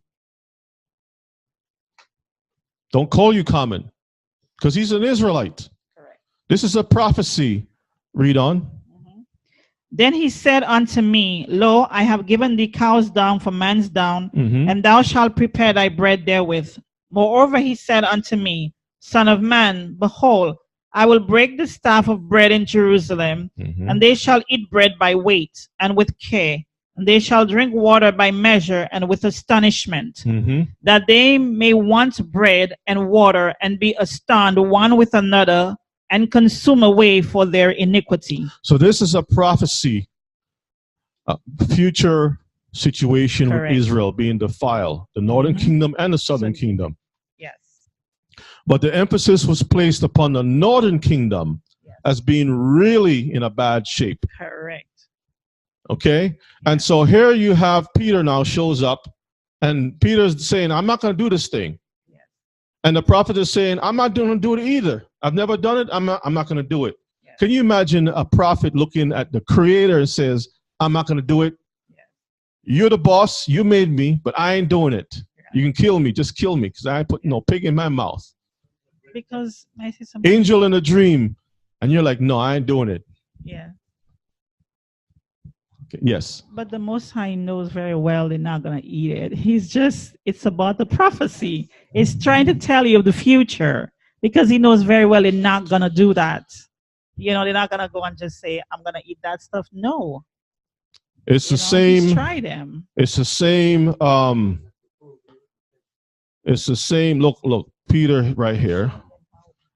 He says, kill and eat, all kinds of stuff. He says, not so, Lord, for I have never eaten anything that is common or unclean. You come over here, and it says, verses 14. Now, isn't it interesting? 14 and 14 is the same thing. 14 right here of Ezekiel 4. Acts 10 right over here. Verses 14, same stuff. Yeah. Okay. Mhm. Verses 15. Verses 15. Okay. Brothers and sisters, we're looking at prophecy. The wheat is what, prophetically speaking, of whom? Anyone knows? So we'd have to do with the northern. The wheat and the barley. Which ones should come first?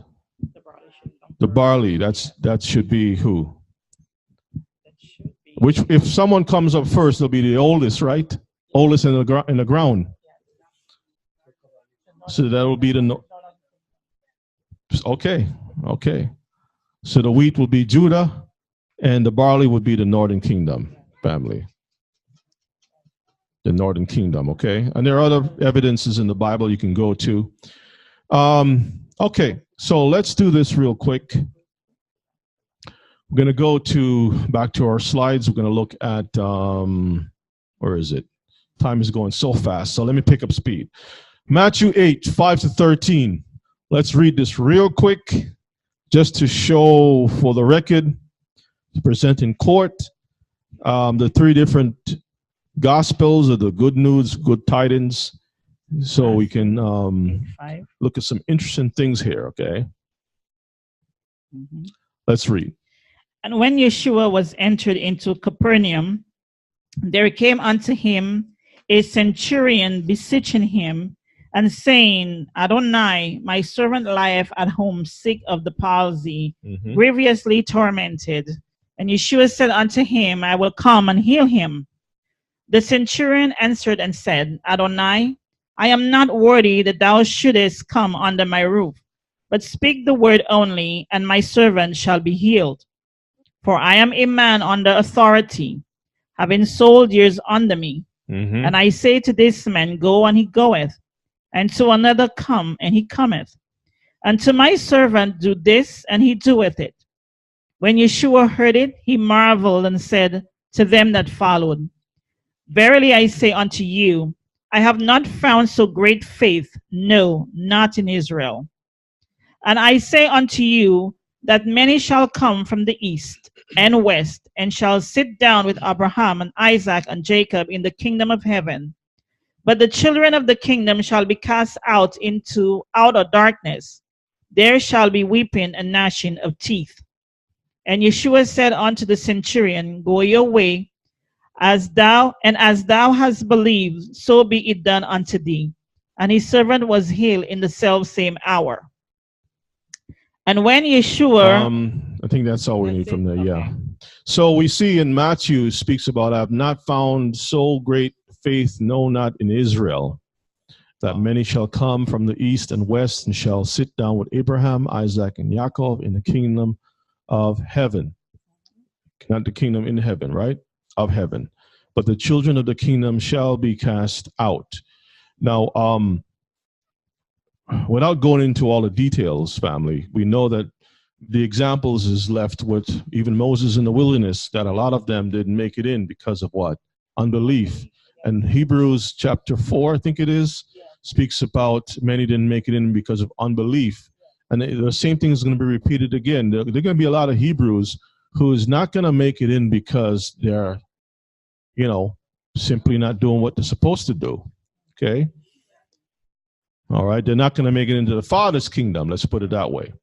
So let's go to Luke 7. I'm going to read 1 to 10, just 1 to 10. Can you, Ema, can you find for me Zacchaeus? I'm trying to find Zacchaeus. So Luke 7, 1. Luke 7, 1 to 10. Now when he had ended all his saying in the audience of the people, he entered into Capernaum.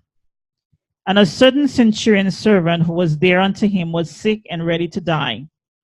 And when he heard of Yeshua, he sent unto him the elders of the Jews, beseeching him that he would come and heal his servant. And when they came to Yeshua, they besought him instantly, saying that he was worthy for whom he should do this. For he loveth our nation, and he have built us a synagogue. So you have this centurion who loved the nations, which sounds pretty much like Cornelius. Sounds a lot like him, right? We don't know if it's Cornelius. It doesn't say, call his name Cornelius, but this is just another example of someone who is putting up some shekels, okay, to help out the synagogue, because I'm sure he didn't take a shovel and a pickaxe, nails and stuff, and go down to help build a synagogue. All right, he's a man of authority. What kind of a message is he going to send to his fellow foot soldiers who have to keep order in Jerusalem with the Jews and stuff? Think about that. Yes. But when he said they are going to come from the east and the west, he's talking about those that have been scattered, who they never considered to be, because primarily who was following him there at the time was Jews.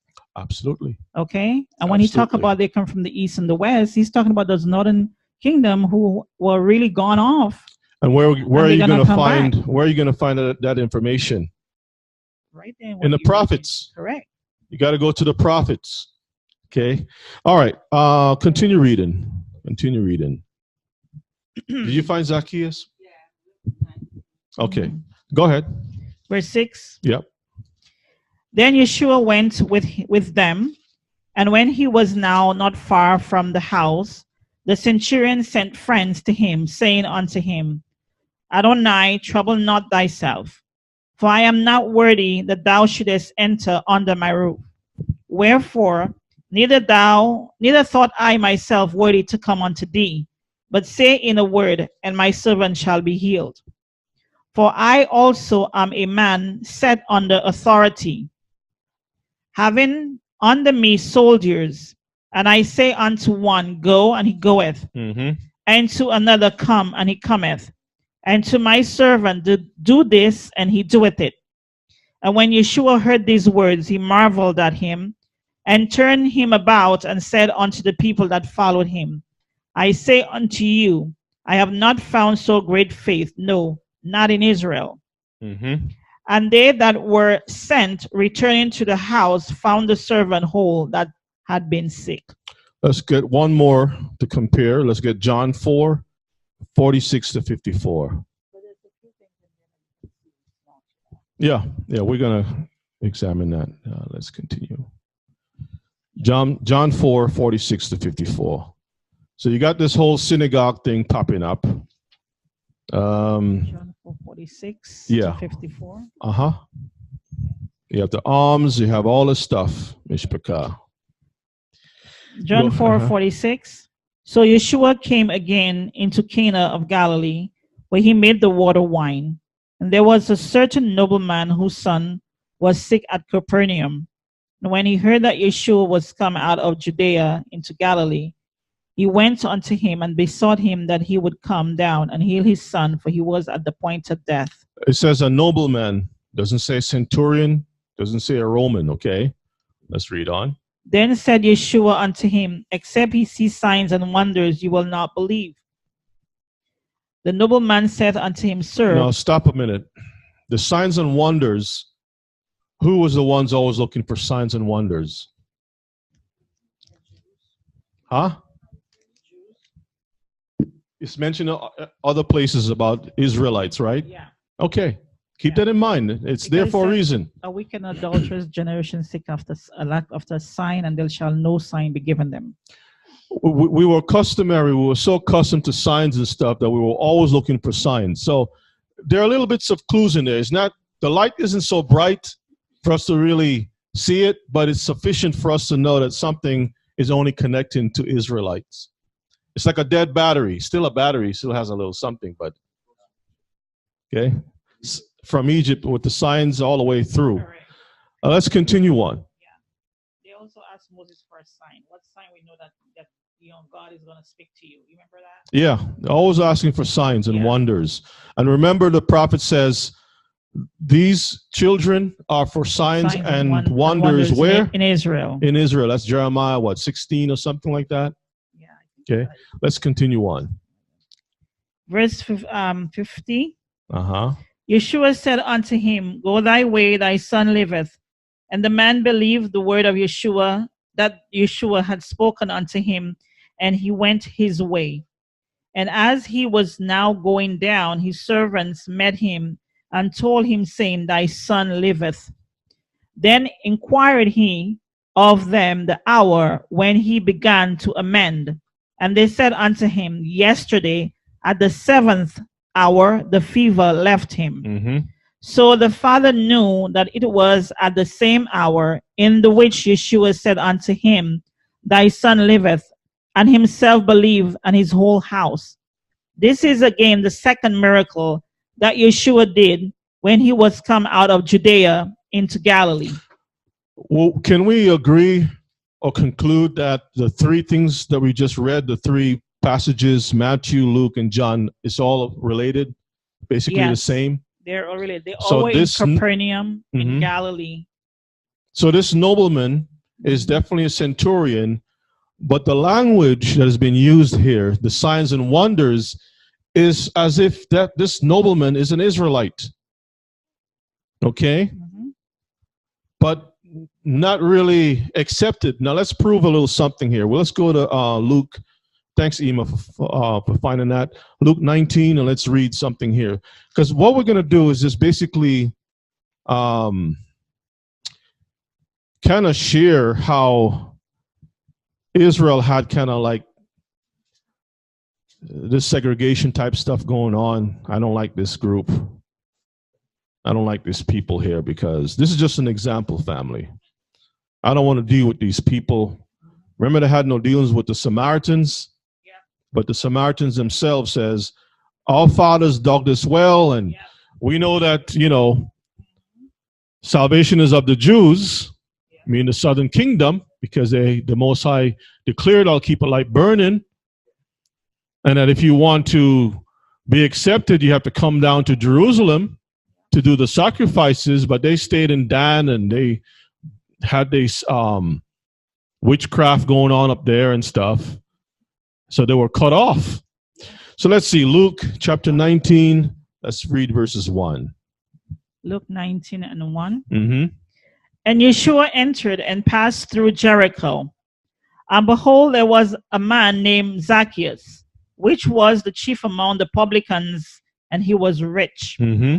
And he sought to see Yeshua, who he was, and could not for the press, because he was little of stature. He was a shorty. Read. And he ran before and climbed up into a sycamore tree to see him, for he was to pass that way. Read. And when Yeshua came to the place, he looked up and saw him and said unto him, Zacchaeus, make haste and come down, for today I must abide at thy house. So Yeshua wanted to go into his house, right? A man from, well, in this case, not another nation will prove that, okay? But he's in Jericho. Read. And he made haste and came down and received him joyfully. And when they saw it, they all murmured, saying that he was gone to be guest with a man that is a sinner. And Zacchaeus stood and said unto Adonai, Behold, Adonai, the half of my goods I give to the poor. And if I have taken anything from any man by false accusation, I restore him fourfold. Alms. He gave alms to the poor. He paid back what he took. This is based upon the Torah, Mishpachah. Yes. Let's prove that. Read. And Yeshua said unto him, This day is salvation come to this house, for so much as he also is a son of Abraham. So we are showing here segregation, bias, partiality, whatever you want to use. Verses 10. For the Son of Man is come to seek and to save that which was lost. This is the same language in Ezekiel with the sheep being lost and scattered upon the hills and whatnot. Yeshua came to save Israelites. Verses 11. And as they heard these things, he added and spake a parable, because he was nigh to Jerusalem, and because they thought that the kingdom of Yahuwah should immediately appear. So the kingdom of Yahuwah, what is that? Because the disciples asked him, are you at this time going to restore, at this time, the kingdom to Israel? They were looking and expecting that he's going to bring the tribes together and Israel together and stuff. Because after all, you're going all over the place, people that we don't want to deal with. Okay, you are starting to bring them back and you're talking all these stories about bringing them back again. Mishpachah, Cornelius had to be an Israelite. Because Yeshua is not going to say, okay, I was not sent but unto the lordship of the house of Israel. And then all of a sudden now he's going pursuing these people. Don't make any sense. But Cornelius was wise enough. He says, listen, it's going to cause too much trouble. I'm a man of authority. I trust what you're doing. I see you have power. You just speak the word and everything is going to be taken care of. Question. Yes. Remember when he told the woman, it's not me to take the children's bread and cast it to dogs? How come he didn't say the same to the Cornelius. other two? He didn't say to the Cornelius. Yeah, he didn't. To the centurion, he didn't say that. And he'll be a big dog. Yes. Yes, Zacchaeus was taken that from Exodus 22, verses 1, because that was the Torah. But then, take anything or so forth, you have to restore it again. Restore it back. That's correct. You do it 4 times much. Okay, Mishpachah, let's pick up a little speed because I got history to go through and time is going so fast. All right, 2 Kings 20, 17 to 19. Let's read. This is a little bit of background. And yeah, I got some other stuff to touch on, but I'm going to save that for later on. Let's go through some of these things first. 2 Kings 20, 17 to 19, just to give a little background about Israelites taken into captivity. And some of them will be as eunuchs, and some will be officers of the court. You all know Daniel already was one. Yep. Shadrach, Meshach, and Abednego. Yep. I mean, we can go down the list. And if you want to prove that Israelites serves as officers or military conscripts, you can read First Ezra with the parable.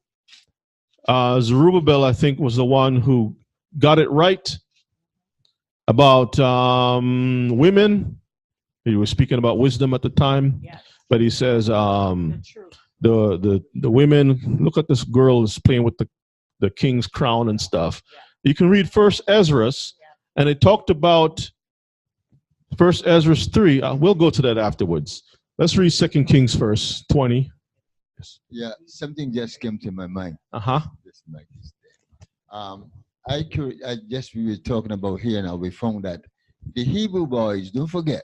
I believe Cornelius, right? The Mm-hmm. Hebrew boy's name was changed to Gentile names, right? Absolutely. Absolutely. Let's read real quick, 17 to 19. Behold, the days come Uh-huh. that all that is in thine house, and that which thy fathers have laid up in store unto this day, shall be carried into Babylon. Nothing shall be left, saith Yahuwah. Mm-hmm.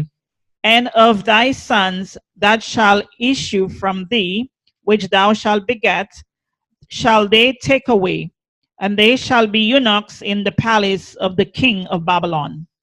Then said Hezekiah unto Isaiah, Good is the word that Yahuwah which thou hast spoken. And he said, Is it not good if peace and truth be in my days? Okay, so you have royals being castrated and serving as eunuchs in Babylon. And then this will give us a little clue to understand that the eunuch from Ethiopia, who also serves in the royal palace, and if you read the book of Esther, you'll see Hebrews were in different provinces serving in the different courts, because if you are Nebuchadnezzar and your kingdom is destroyed, and then you got the Medes and Persians taking over, but you are king of kings. You have other countries that have their own kings, but you're king over them. Those kings serve your kingdom. You have eunuchs in your courts. Brothers and sisters, come on now. You're going to have people assigning Hebrews in the courts of other nations also to serve, to give wisdom. Because remember, the Hebrews were wiser than the other nations. All right? Yes. They also had the eunuch that was taking care of Esther. That's right. Yeah. That's right. Now, I have a question. In Acts 10:28, Peter says, Yah has showed him not to call any man common or unclean. If the unclean is the unkosher, this is how the heathen says they too are grafted in. Can you elaborate? Well, in Israel, we had, on the farm, we had donkeys and we had cows. We didn't eat the donkeys, but the donkeys were used for what?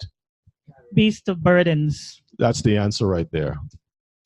Okay, yes. Yeah, we have also with Esther, when Mordecai become in the place of Haman, The authority. The king tell him to go and destroy all of the others Mhm. who want to destroy them, and they said that they decide now to turn over and being converted as Jews. Mm-hmm. So yeah, you had people who, try to pick up some of the Hebraic practices, but they were not to receive the inheritance.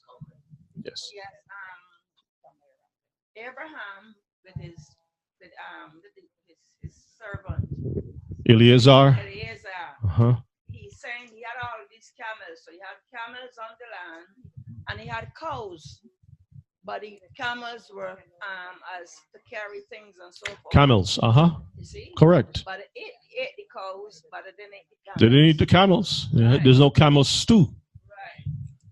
No curried camel, right, Sister Tema? All right, Isaiah 39:6-8. Let's read real quick. Come on. 39:6-8. Okay. Behold, the days come that all that is in thine house, and that which thy fathers have laid up in store until this day, shall be carried to Babylon. Nothing shall be left, saith Yahuwah. And of thy sons, is that the same thing that we're reading? It's the same thing. I just wanted Okay. Israel to see it's repeated. Okay. And of thy sons that shall issue from thee, which thou shalt beget, shall they take away, and they shall be eunuchs in the palace of the king of Babylon. Okay.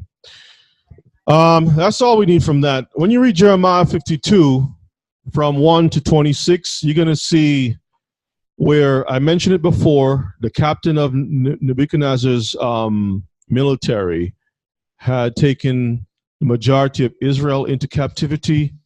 And verses 16 says, he left certain of the poor of the land for vine dressers and husbandmen and such like. So you can make a note of that, Mishpachah.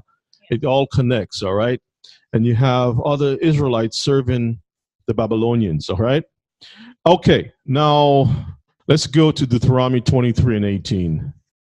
Thou shalt not bring the hire of a whore or the price of a dog into the house of Yahuwah your Elohim for any vow. Mm-hmm. For even both these are abomination unto Yahuwah your Elohim. Okay, so hire of a whore, a prostitute goes out, she does something that the Mosiah says not to do. She's making her money off of sex and so forth. And then she says, it's the Feast of Tabernacles. She got all these money that she saved up for the year through prostitution, illegal, labor.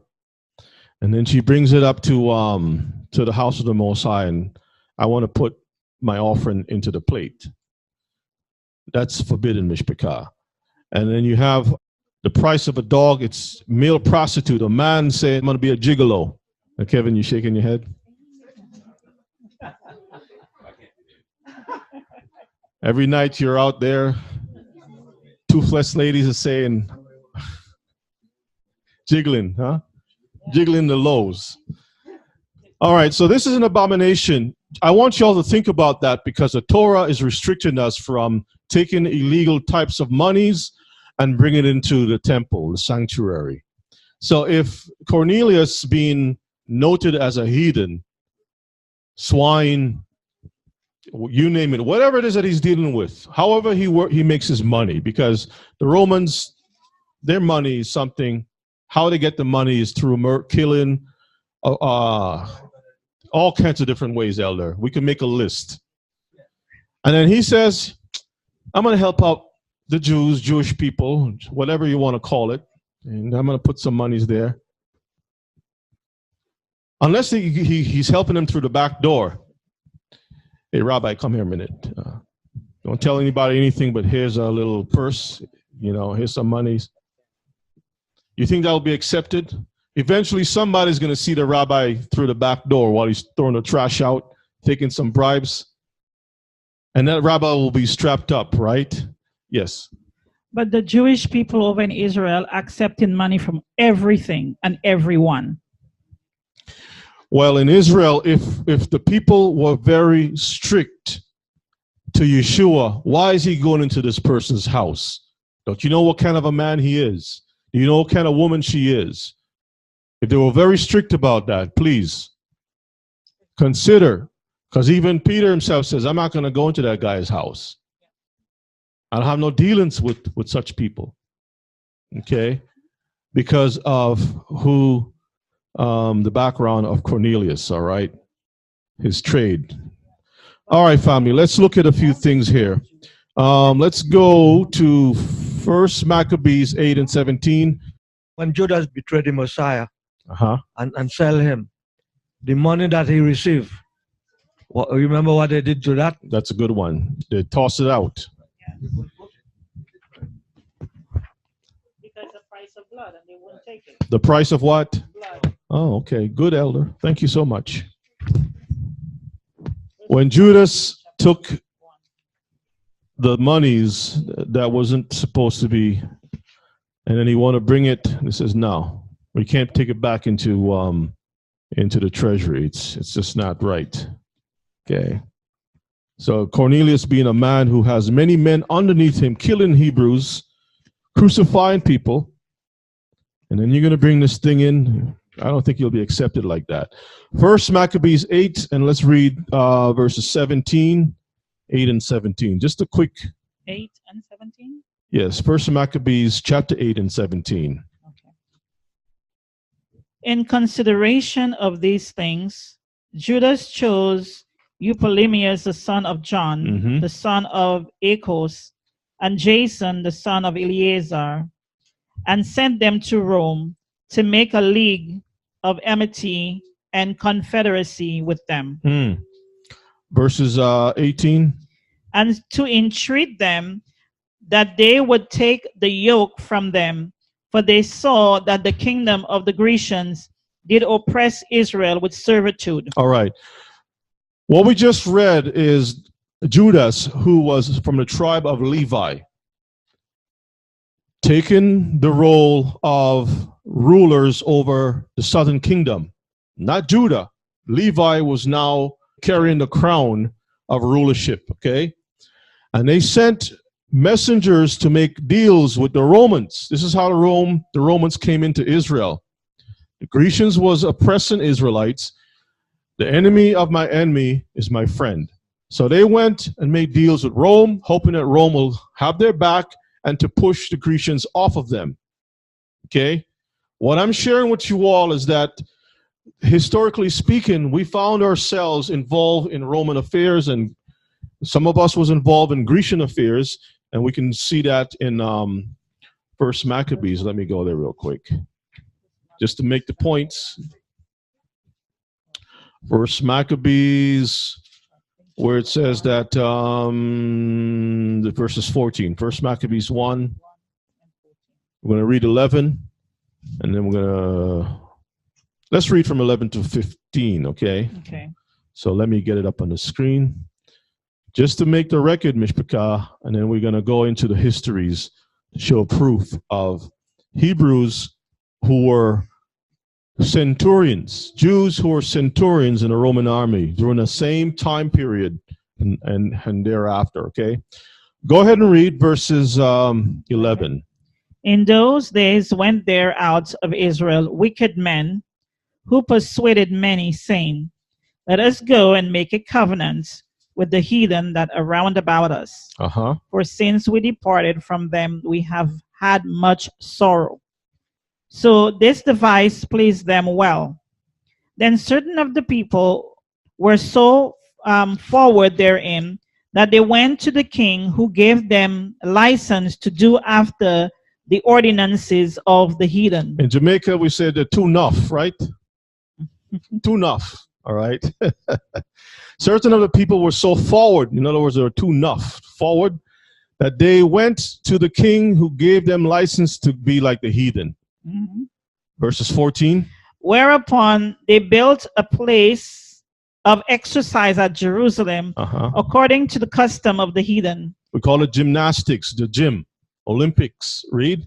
And made themselves uncircumcised, and forsook the holy covenant. And did what? And joined themselves to the heathen, and was sold to do mischief. That's all we need from that. So they stopped from circumcising their children. They went through some surgeries probably and do a little something. Who knows? In other words, they became the Gentiles. So when you come to the New Testament, you see in the circumcision don't have nothing to do with the uncircumcision. But then you find Greeks in a synagogue saying to Paul and them, I want to link up with you all next Shabbat. Come on now. Who is the audience? If Yeshua says the children first have to be filled, what do you think those men are going to do? They're going to go to Israel, to the diaspora. That was the command. That was a command. It was a command. Because they're dispersed into all the nations, go into all the world and teach. Okay, my sheep hear my voice. So I'm speaking to my people. The Ruach is going to link up with those people. They're going to say, you know what? I'm an Israelite. I'm going to put down the swine, the scrimps, and all that stuff, and I'm going to serve the Most High. No more chitlins. Okay. Let's go to Mark 15 and verses 7. The book of Mark 15 and verses 7. I'm looking for my other thing. Okay, here it is. Mark 15 and verses 7.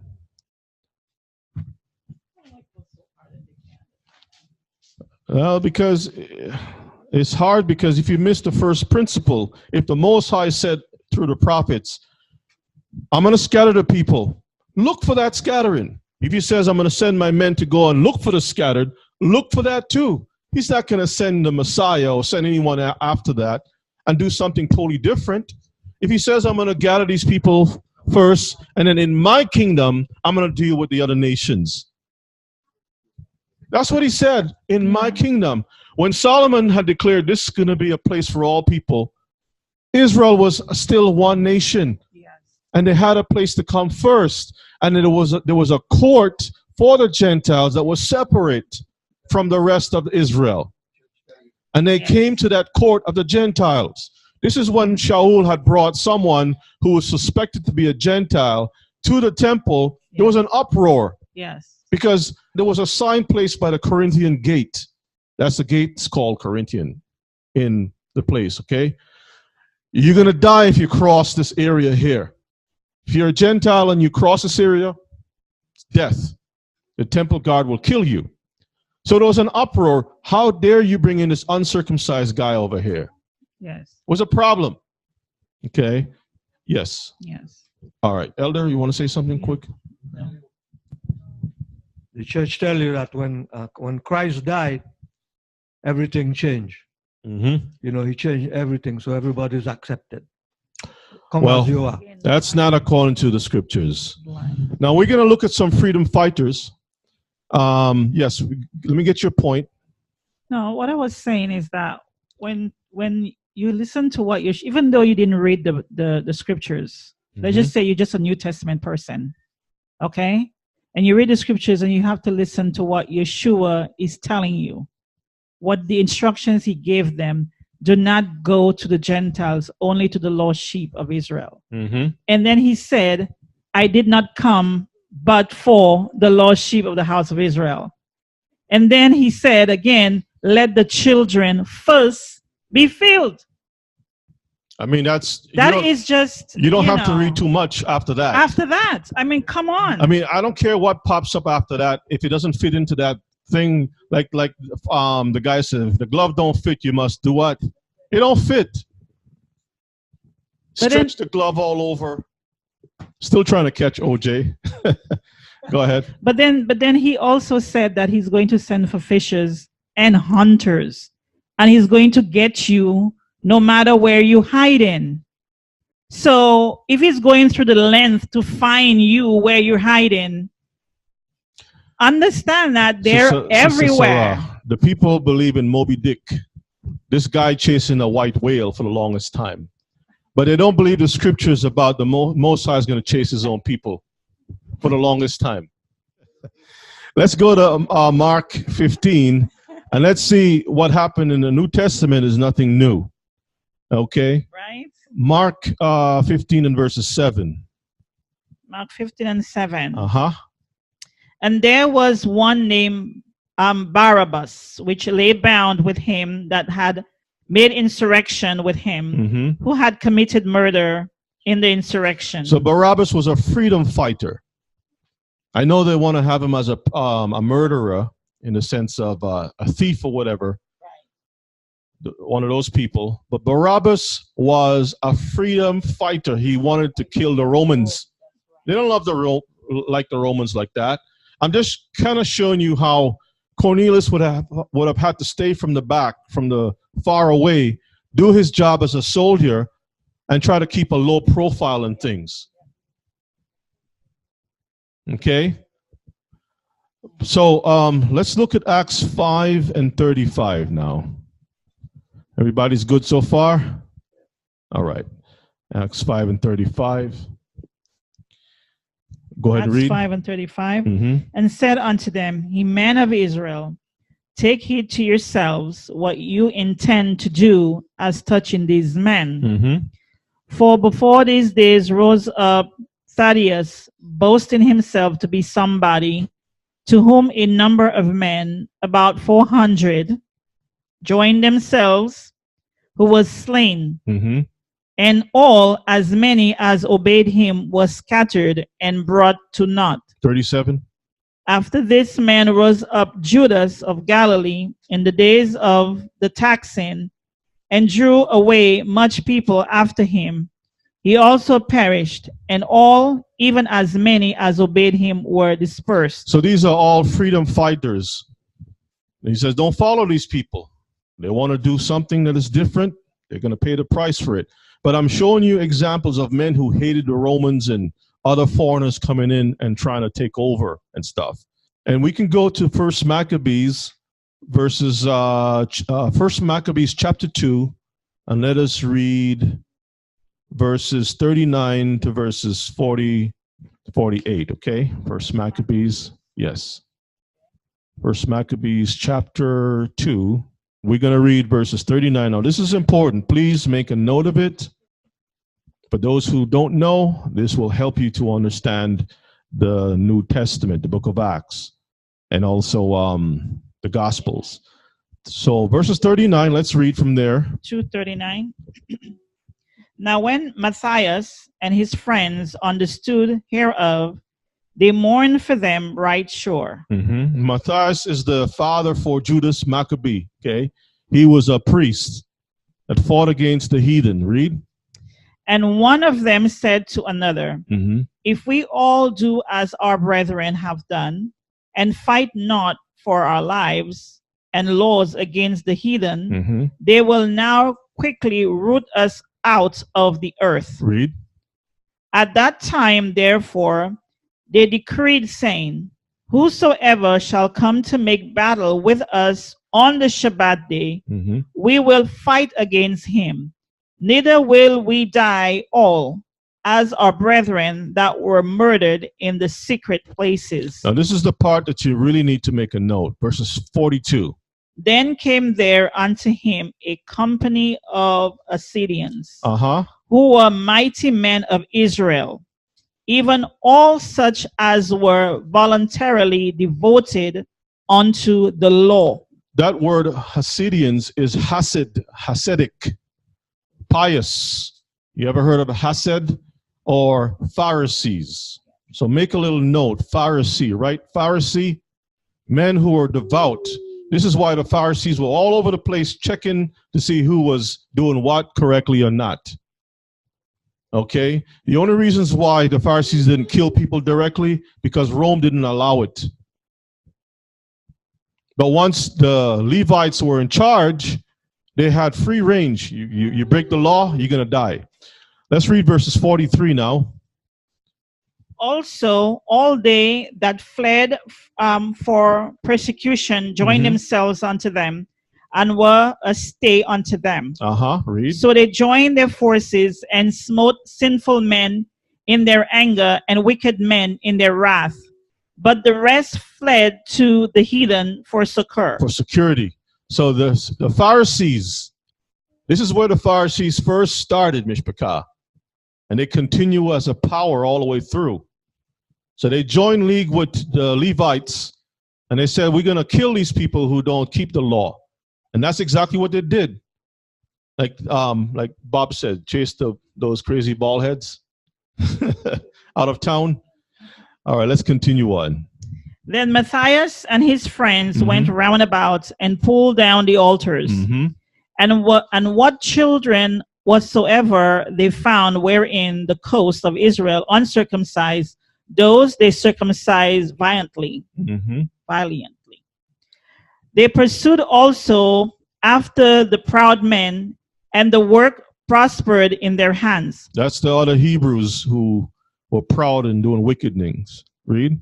So they recovered the law out of the hand of the Gentiles, and out of the hand of kings, neither suffered they the sinner to triumph. The sinner, that means the Hebrews who sinned. All right, so let's go now to Acts 22 and 28. I want to share with you all how this little conversation between Shaul and an officer of Rome should be looked at very carefully. Acts 22, and we'll skip on down to verses 28, somewhere around there. Okay. Let's start at verses 26. When the centurion heard that, he went and told the chief captain, saying, take heed what thou doest, for this man is a Roman.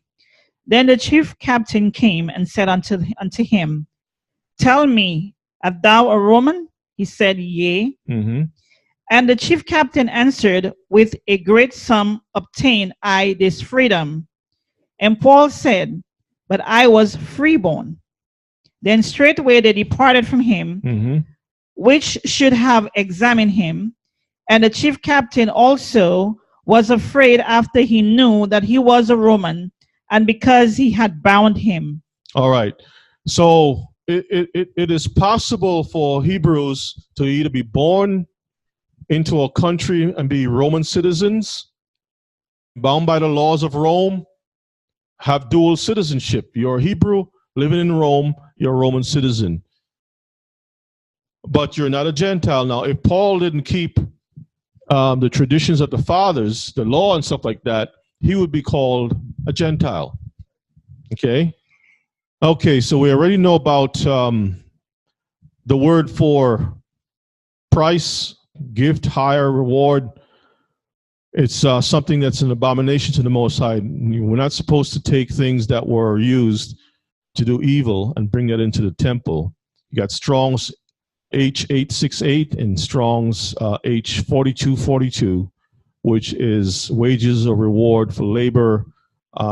Anything that is sold or purchased, any things for transaction that is illegal, you can't take the proceeds from that and say, I'm going to bring it into the temple, because that's almost like laundering stuff. You're hoping to get clean by, you're a mafia guy and you come to the Pope and give the Pope some money, and the Pope says, okay, you're going to be called Godfather and bless you, bless your children and stuff like that. Oh yeah, to the Pope. Yeah, you're right, Elder. All right, family. So let's look at some things historically now. We got pictures of Hebrews in the catacombs in Rome, Italy. now, these are catacombs, are these caves under the ground where the dead was buried. These are Hebrews. If you see the picture, you can see this guy over here. Look at the complexion of these people. All right, that's supposed to be Jesus and the disciples. All right. Here is an article just to give a little background about the possibilities, because we're building so we can see that Romans or Hebrews served in Roman armies and stuff. Okay, the black presence in Britain. So according to this report here,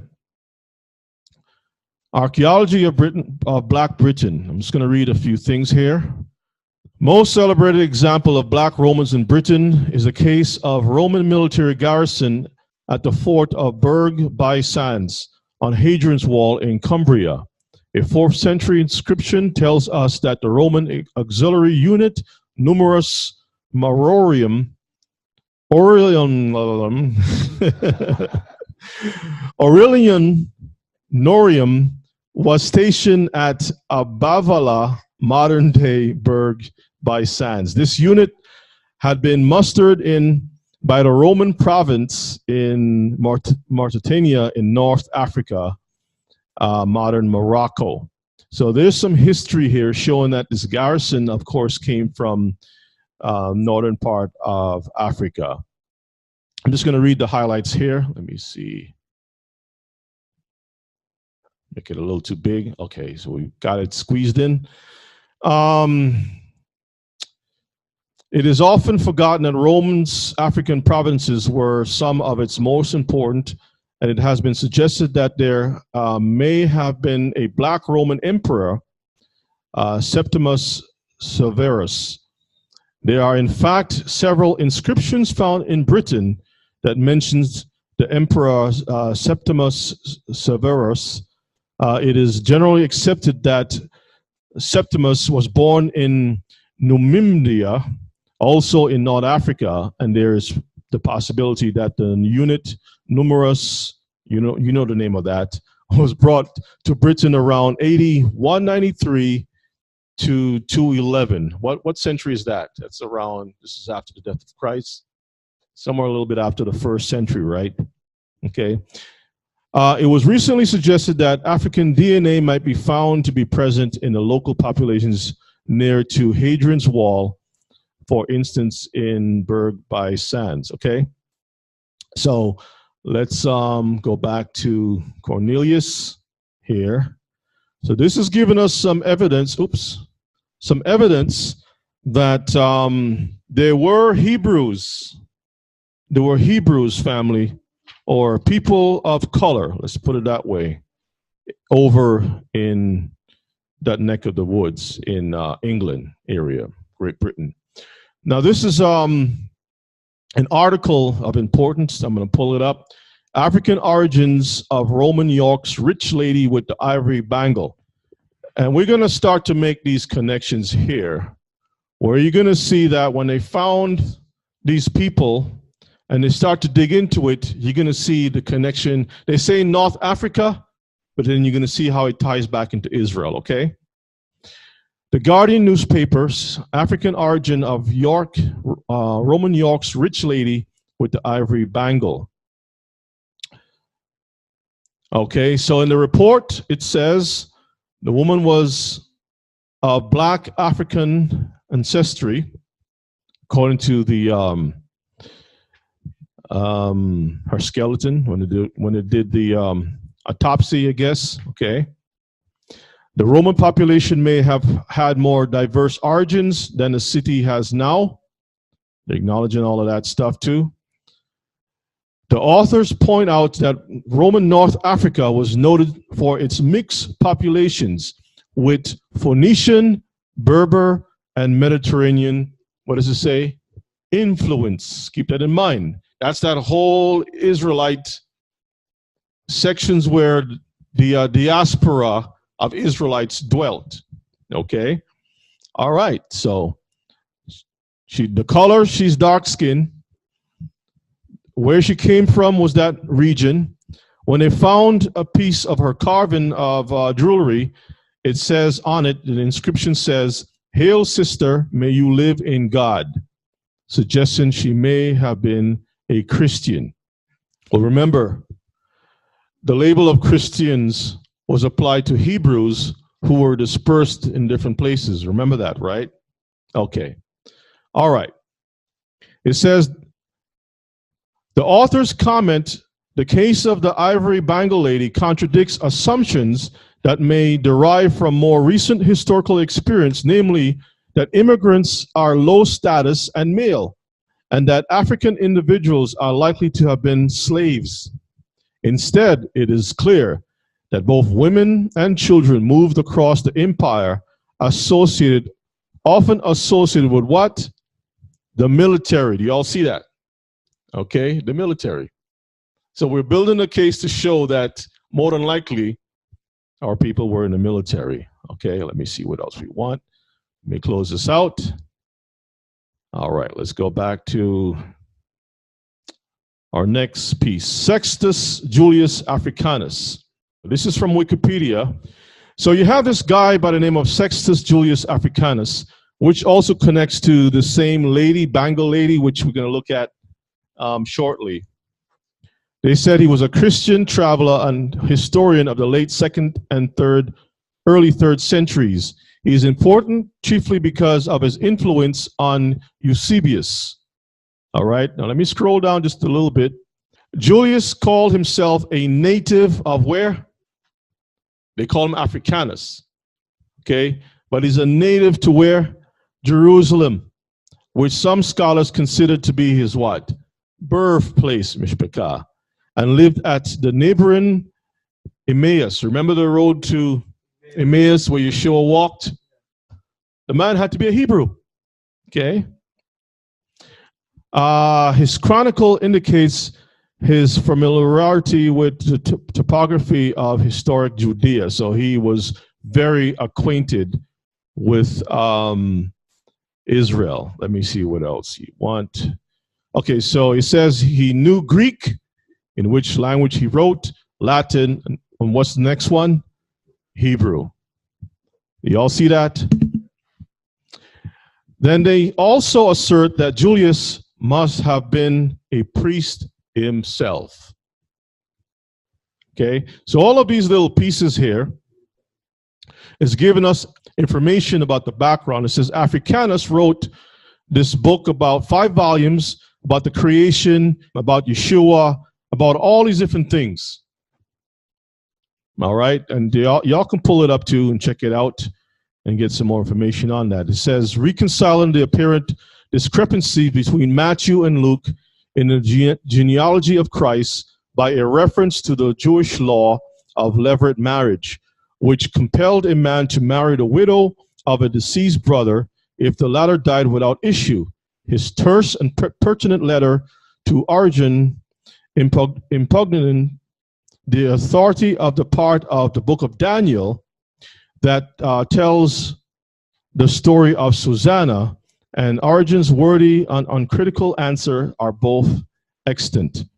So this man was learning a lot of Hebraic stuff. Basically, that's what I want you all to see from that. Okay. All right, so let's move on. Let's close this out. Let me see. I think that's about it.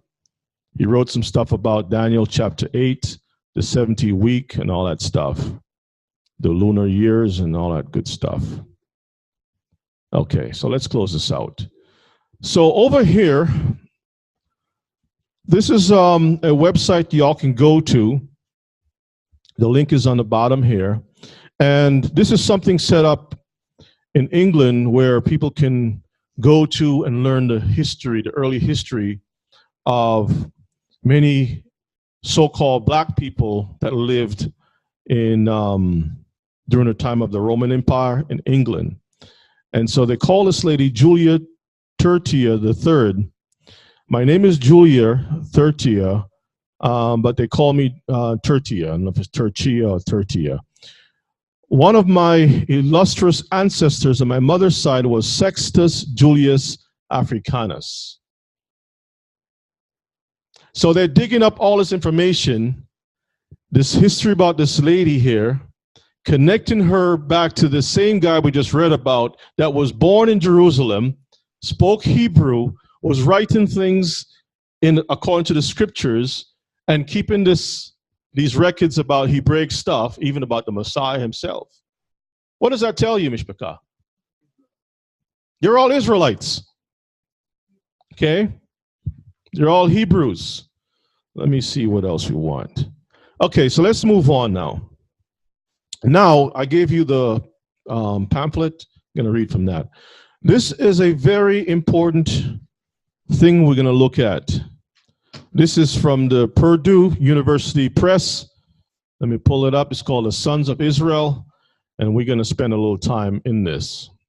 And what this is going to show us, Mishpachah, this is going to share with us, because there's a lot of people who says Cornelius is not Hebrew, but this information is powerful because this university, Purdue University Press, is bringing information out about, it says, sons of Israel in Caesar's service, Jewish soldiers in Roman military. All right, now let's take a look. Let's read right here, sons of Israel in Caesar's service. And let me try to make it bigger. The participation of Roman Jewish soldiers in the armies of Imperial Rome often goes unrecognized. Mm-hmm. This is mainly a result of a lack of recognition on the part of scholars who wish to use rabbinic sources as a benchmark for Jewish practice in the imperial age. It is also difficult to identify Jewish soldiers, many of whom had Greek and Latin names. Many of them had Greek and Latin names. Okay, this is important. Read on. Unless they are specifically identified as Jews or are found in a Jewish context, such as dedicatory inscriptions from a synagogue. What this means, dedicatory inscription, is, like if we just read Cornelius, not Cornelius, Cornelius and the centurion, where they always give alms and they built a synagogue. It is customary. Whenever someone contribute money to a synagogue to build, guess what? A plaque is put up in their honor. Exactly, on the wall. Y'all understand this? So it was customary for this thing to happen. Go ahead and read.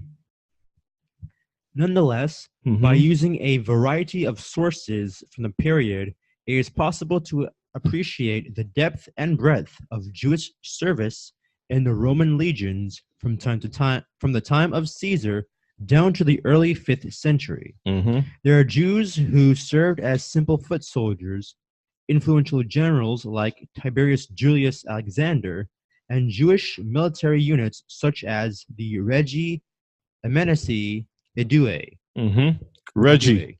Sounds like we're still using Reggie today, right? Go ahead. Regardless of their relationship to Orthodox Jewish communities of the time, Uh-huh. the service of Roman Jews in the imperial armed forces must be recognized. Okay, so let's skip on down. We're going to go to some of the highlighted stuff where it says Vespasian. You see it's underlined? Yep. Okay, so let's read some of these things here. I'm just going to go through some of these things real quick to identify the history, okay? All right, my mind is running faster than my mouth, so go ahead and read. But Vespasian made the unlikely choice of an Alexandrian Jew named Tiberius Julius Alexander to spearhead the Roman army in its effort to thwart the Jewish uprising. So Vespasian, if you know anything about the destruction of the temple in 70 AD, Vespasian was the one behind that. So instead of choosing other people to lead the thing, he chose a Hebrew, Alexandrian Jew.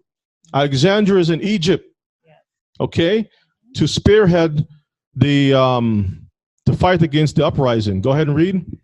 The emperor's decision was to prove fortuitous, Mm-hmm. as not only did Tiberius Alexander coordinate a Roman victory in Judea, but he also became Titus's trusted advisor and may have eventually reached the rank of Praetorian Prefect.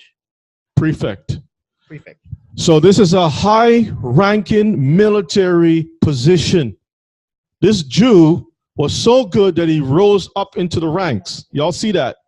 Okay. All right. Let's go on down. We got more. Let's read the next. And Roman Jews in imperial service are often cast in the light of renegades or apostates. A lot of times people look at renegade Jews in the Roman service as guys who didn't care too much for their people, and it wasn't the case. Just like Cornelius, just like the centurion that is mentioned. We don't know if that's Cornelius or not, but the evidence point towards that. You see, that was either Cornelius or another person who was Hebrew trying to help their own people out from a distance.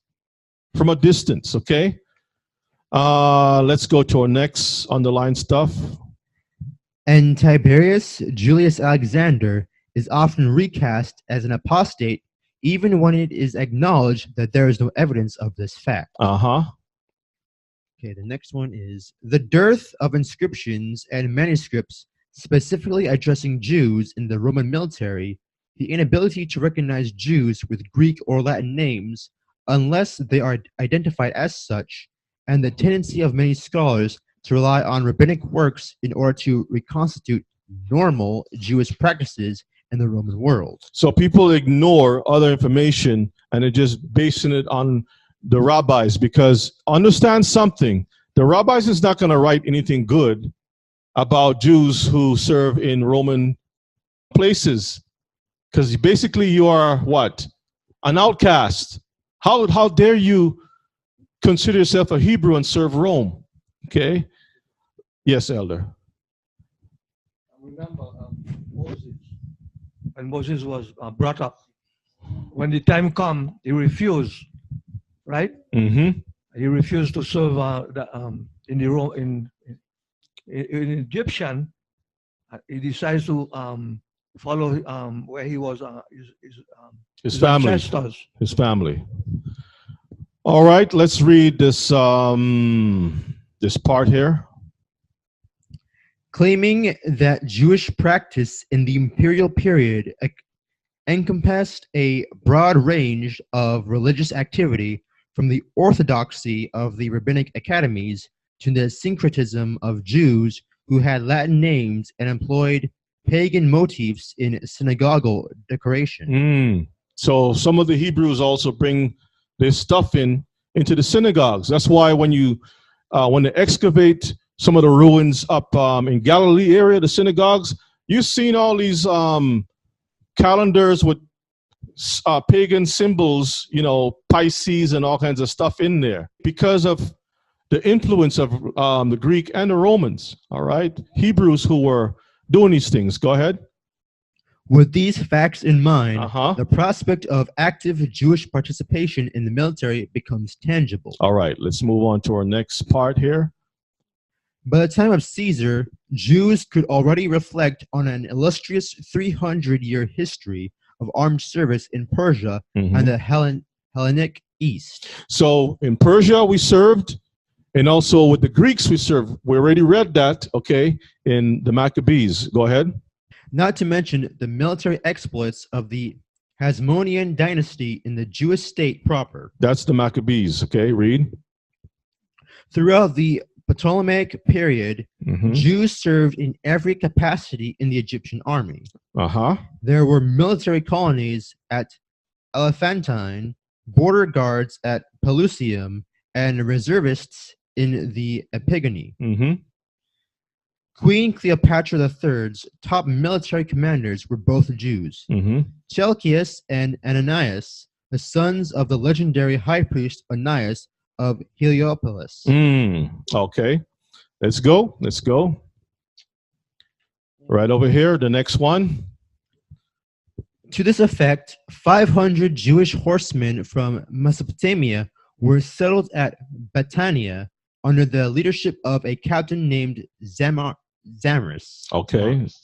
In the year 19, Emperor Tiberius forcibly conscripted 4,000 Roman Jews for military service on the island of Sardinia. Read. But there is also evidence of Jews serving in a voluntary capacity. Mattathias, a Syrian Jew, served in the Legio I Ariostrix under Nero and received Roman citizenship in 68. Prior to the implementation of the Constitutio Antoniniana.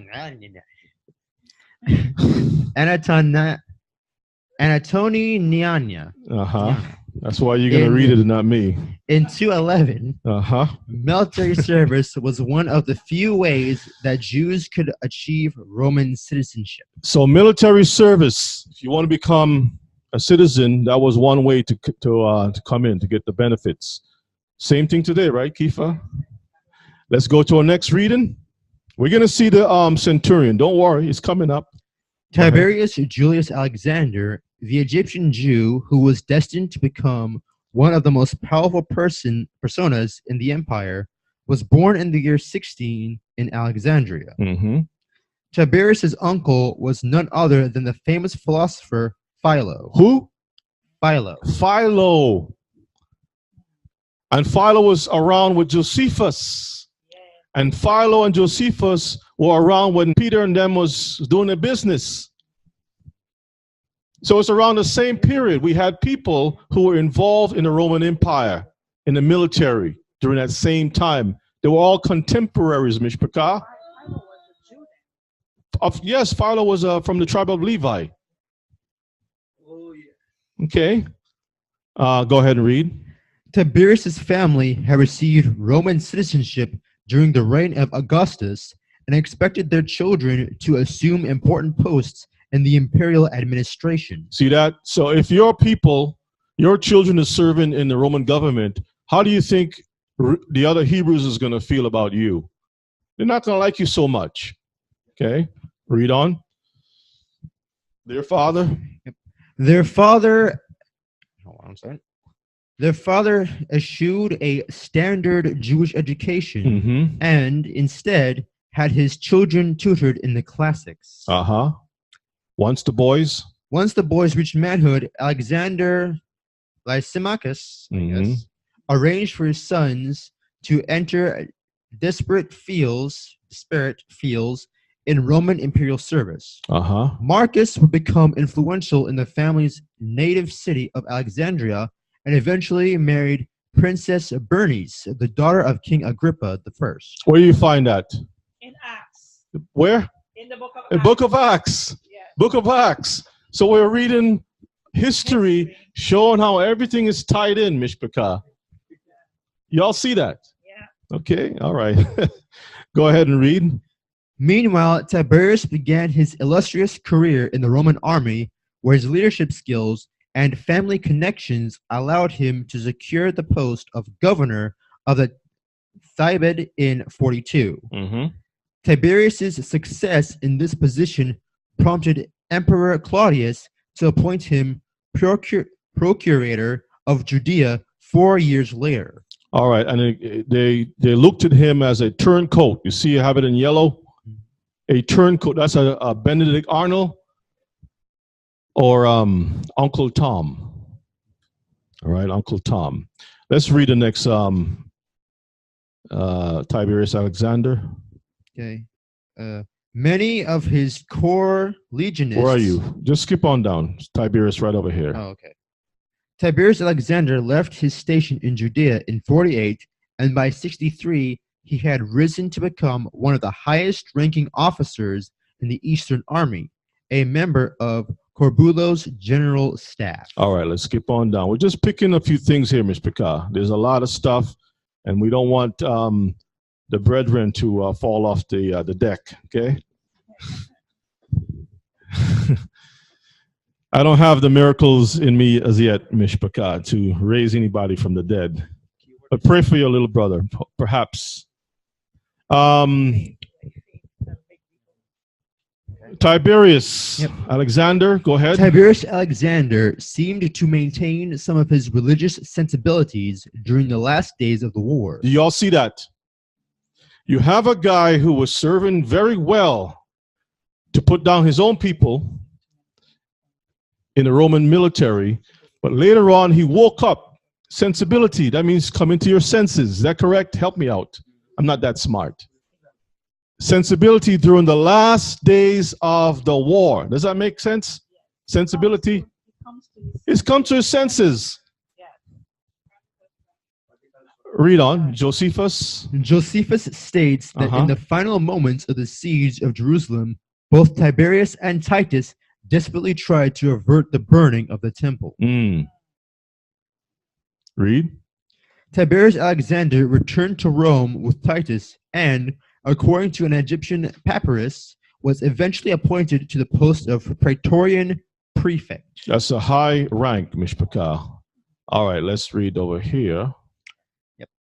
With the death of his friend and patron, Emperor Titus, Tiberius Alexander made an abrupt exit from the annals of history. He just disappeared. In the end, the fate of this illustrious Jew from Alexandria remains unknown. Okay, let's skip on down. This is the stuff that the church don't want you to know. I'm telling you, you really got to do a lot of research to make the connection. Let's read this part. To the consternation of many rabbis of the period, Jewish men formed a cadre or cadre in the imperial army from the time of Emperor Caracalla down to the reign of the late Christian emperors. There were even exclusively Jewish units such as the Royal Essene Jews. Many diasporan Jews? Many diasporan Jews were fully enmeshed in Roman culture, used Greek or Latin names. See that? And were active in the civic administrations of numerous cities around the Mediterranean. This is why when you read the book of Acts and so forth, oh, Theophilus, I'm giving you an account of what happened. And we're saying, Theophilus, that don't sound like a Hebrew name. That must be a heathen. See, Jesus came to the heathen too. No, brothers and sisters. Yes. They don't understand also that when went into captivity, they always change your name. In the case of Daniel and the Hebrew boys, they gave them Persian names. Elder had mentioned that earlier. Let me skip on down. Adam, just give me 1 second. Skip on down to this part because this is where I want to get to the meat of it. The highlighted part. Roman Jewish soldiers who are mentioned in inscriptions and artifacts from the 1st and 2nd centuries are almost entirely of Egyptian or Syrian extraction. An inscription from Jaffa mentions an Egyptian Jew named Thanoam the centurion. The who? The centurion. Ah. You see, so it mentions that Jews were centurions. But you're right, Kifa. We have our own people in the military. Yep. We have our people in the police department. 1,000 years from, well, God forbid, 500 years from now, people are going to be thinking, 2 days from now, people are going to be thinking that we were just a bunch of nobodies. No, we. Yes, Kifa. Yeah, I was able to do both, even though walking in the truth, was able to join the police department and also the military. So it's not a surprising thing. It's just some people don't understand it, but it's something that you can do, and it's something that's done. So they will call you a turncoat, Kifa, especially with the stuff happening with Hebrews being shot down by police. They see you in a uniform, they might try to chase you down too, Kifa. Thank the Most High that he took you off from that. Well, not all police officers or military are the same. It's not a blanket of all activities and behaviors, but it depends on the person and how they carry themselves. Absolutely. Let me see if I want to take any more from this. I don't think we need to read much more from this. I think we got the point where we can see our people served in the military. We have centurions mentioned. You name it. All the Latin that I can't pronounce is in there. All the information is there. Let me see what else. We got bishops mentioned here. Let me see. Catacombs mentioned. The Jara tribe. Let me see if we can get that there. That's on page number 123. I want to pull this up real quick. Read this part because we're going to segue into some stuff here. Just a little bit. Go ahead and read.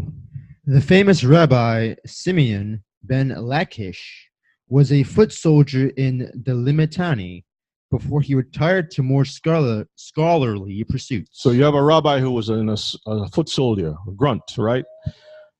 Go ahead. In North Africa, an extensive portion of Roman frontier troops was recruited from the native Berber population, among them the Jewish Jurwa tribe. Check it out, Mishpaka. You do the research and you see the Hebrews that lived in that part of Africa was recruited to serve in the military, Mishpaka. You want to see the name again? Let me pull it up here. Would that be a tribe from Judah? They are actually a mix of Judah, Benjamin, and Levi. But from what I understand, there was one particular woman who were from that tribe. She was called the Queen of the Berbers, and she fought against the Muslims to keep the Muslims out from that part of Africa because we had a lot of Hebrews who lived there. She ended up dying later on, and then after that, Muhammad and them was able to get in and do some damage in that area. Okay. She also said that she fought really well to save a lot of her people. She read fought, about her. Yeah, she fought very well. That doesn't mean our sisters should go out there and be fighting nobody. Yeah, she was. Okay. But she didn't have much of a choice. She was, they said she was actually her name was, what's her name again? Kahina, whatever her name is. But the thing about her name, it's a bastardized word for Cohen, priests from the tribe of Levi. Okay. This book called From Hebrew to Hebrews and Other Essays by Robert Wolf, you can get on Amazon, I believe. Got some things in here that spoke about Israelites being in Libya, in the military, and all these different places, which is called Cyrenaica at the time. Okay. And it also spoke about the same Berber tribes all right, that were Hebrew. Right here, read this part. These tribes. These tribes remained Jewish right up to the time of the Arab conquest of North Africa in the 7th century CE. Mm-hmm. In fact, the resistance to the Arab conquest in the Maghreb was led by the Jewish Berber tribes, and in particular by the Jarawa tribe, Uh-huh. which was headed by Scroll up just a little bit. Okay. Daya al-Kahena, Mm-hmm. a Jewish priestess. Kahena means priestess. Yeah, or Cohen. Okay. All right. That's all we need from that. That's all we need from that. So we're almost done, Mishpaka. Again, history showing in Josephus and other places about Israelites who serve in military garrisons and whatnot, in Persia and such like. And during the time of the Greeks, we served also. Do you all think that I've made my case? Do you think the case is closed now, Mishpaka? Any of you all in the chat room believe that the case is closed? Hmm? Who reopened the case? The case is closed. Okay, brother. Yeah, it's all the closed. evidence. I don't know, because is it a hung jury? All the evidence you give is more than enough. Let's get Genesis chapter 48 and 19, if you can read that for me, please. This is about Ephraim. Genesis 48 and 19. Yeah, we're almost done. We're going to wrap it up here. Genesis 48. There's so much more we can bring on the table, but a lot of this stuff is covered in other classes. And I'm sorry for those Hebrews who can't take 3 hours in a class, but 3 hours watching a movie is okay, or watching a game is all right. I feel sorry for you. Maybe you should attend a 15-minute game. Pay $30 for a 15-minute game. How's that? 48 and verses 19. And his father refused and said, I know it, my son, I know it. Read verses 17. Okay. And when Joseph saw that his father laid his right hand upon the head of Ephraim, it displeased him, and he held up his father's hand to remove it from Ephraim's head onto Manasseh's head. So Ephraim is the center of what we're looking at. So verses 19. And Joseph said unto his father, Not so, my father, for this is the firstborn. Put thine hand upon his head. And his father refused and said, I know it, my son, I know it. So he's prophesying. Yes. He's prophesying. Let's see what's... He also shall become a people, and he also shall be great. Manasseh will be great, but truly his younger brother shall be greater than he, and his seed shall become a multitude of nations. Nations. Y'all see that? Please make a note of that. Nations, plural. How is Ephraim becoming a multitude of nations? It's very simple. Because of the double blessings of Joseph. If you go out into the world and you mix yourself among the nations, you come back, you're going to see, like Joseph's coat, many colors. Yeah. All red and yellow, black and white. They are precious. You're going to see all the colors. But what is it talking about? Israelites. Just all over the place. Abraham is going to say, are these my children? Okay. But the thing is that even though you have them of different shades, some speak Spanish, some speak French, some speak German, some speak Portuguese, some speak English, some speak Chinese. I mean, all languages of the world. So with that said, we're going to stop here.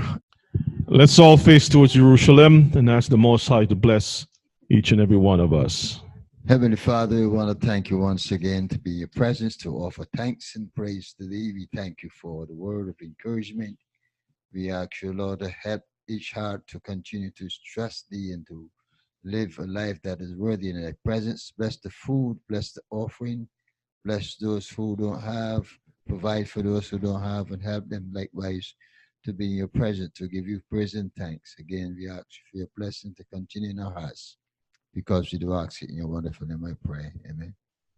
Let The words of our mouth, meditation of our our hearts, heart, set in be acceptable in your sight, O Yahweh strength.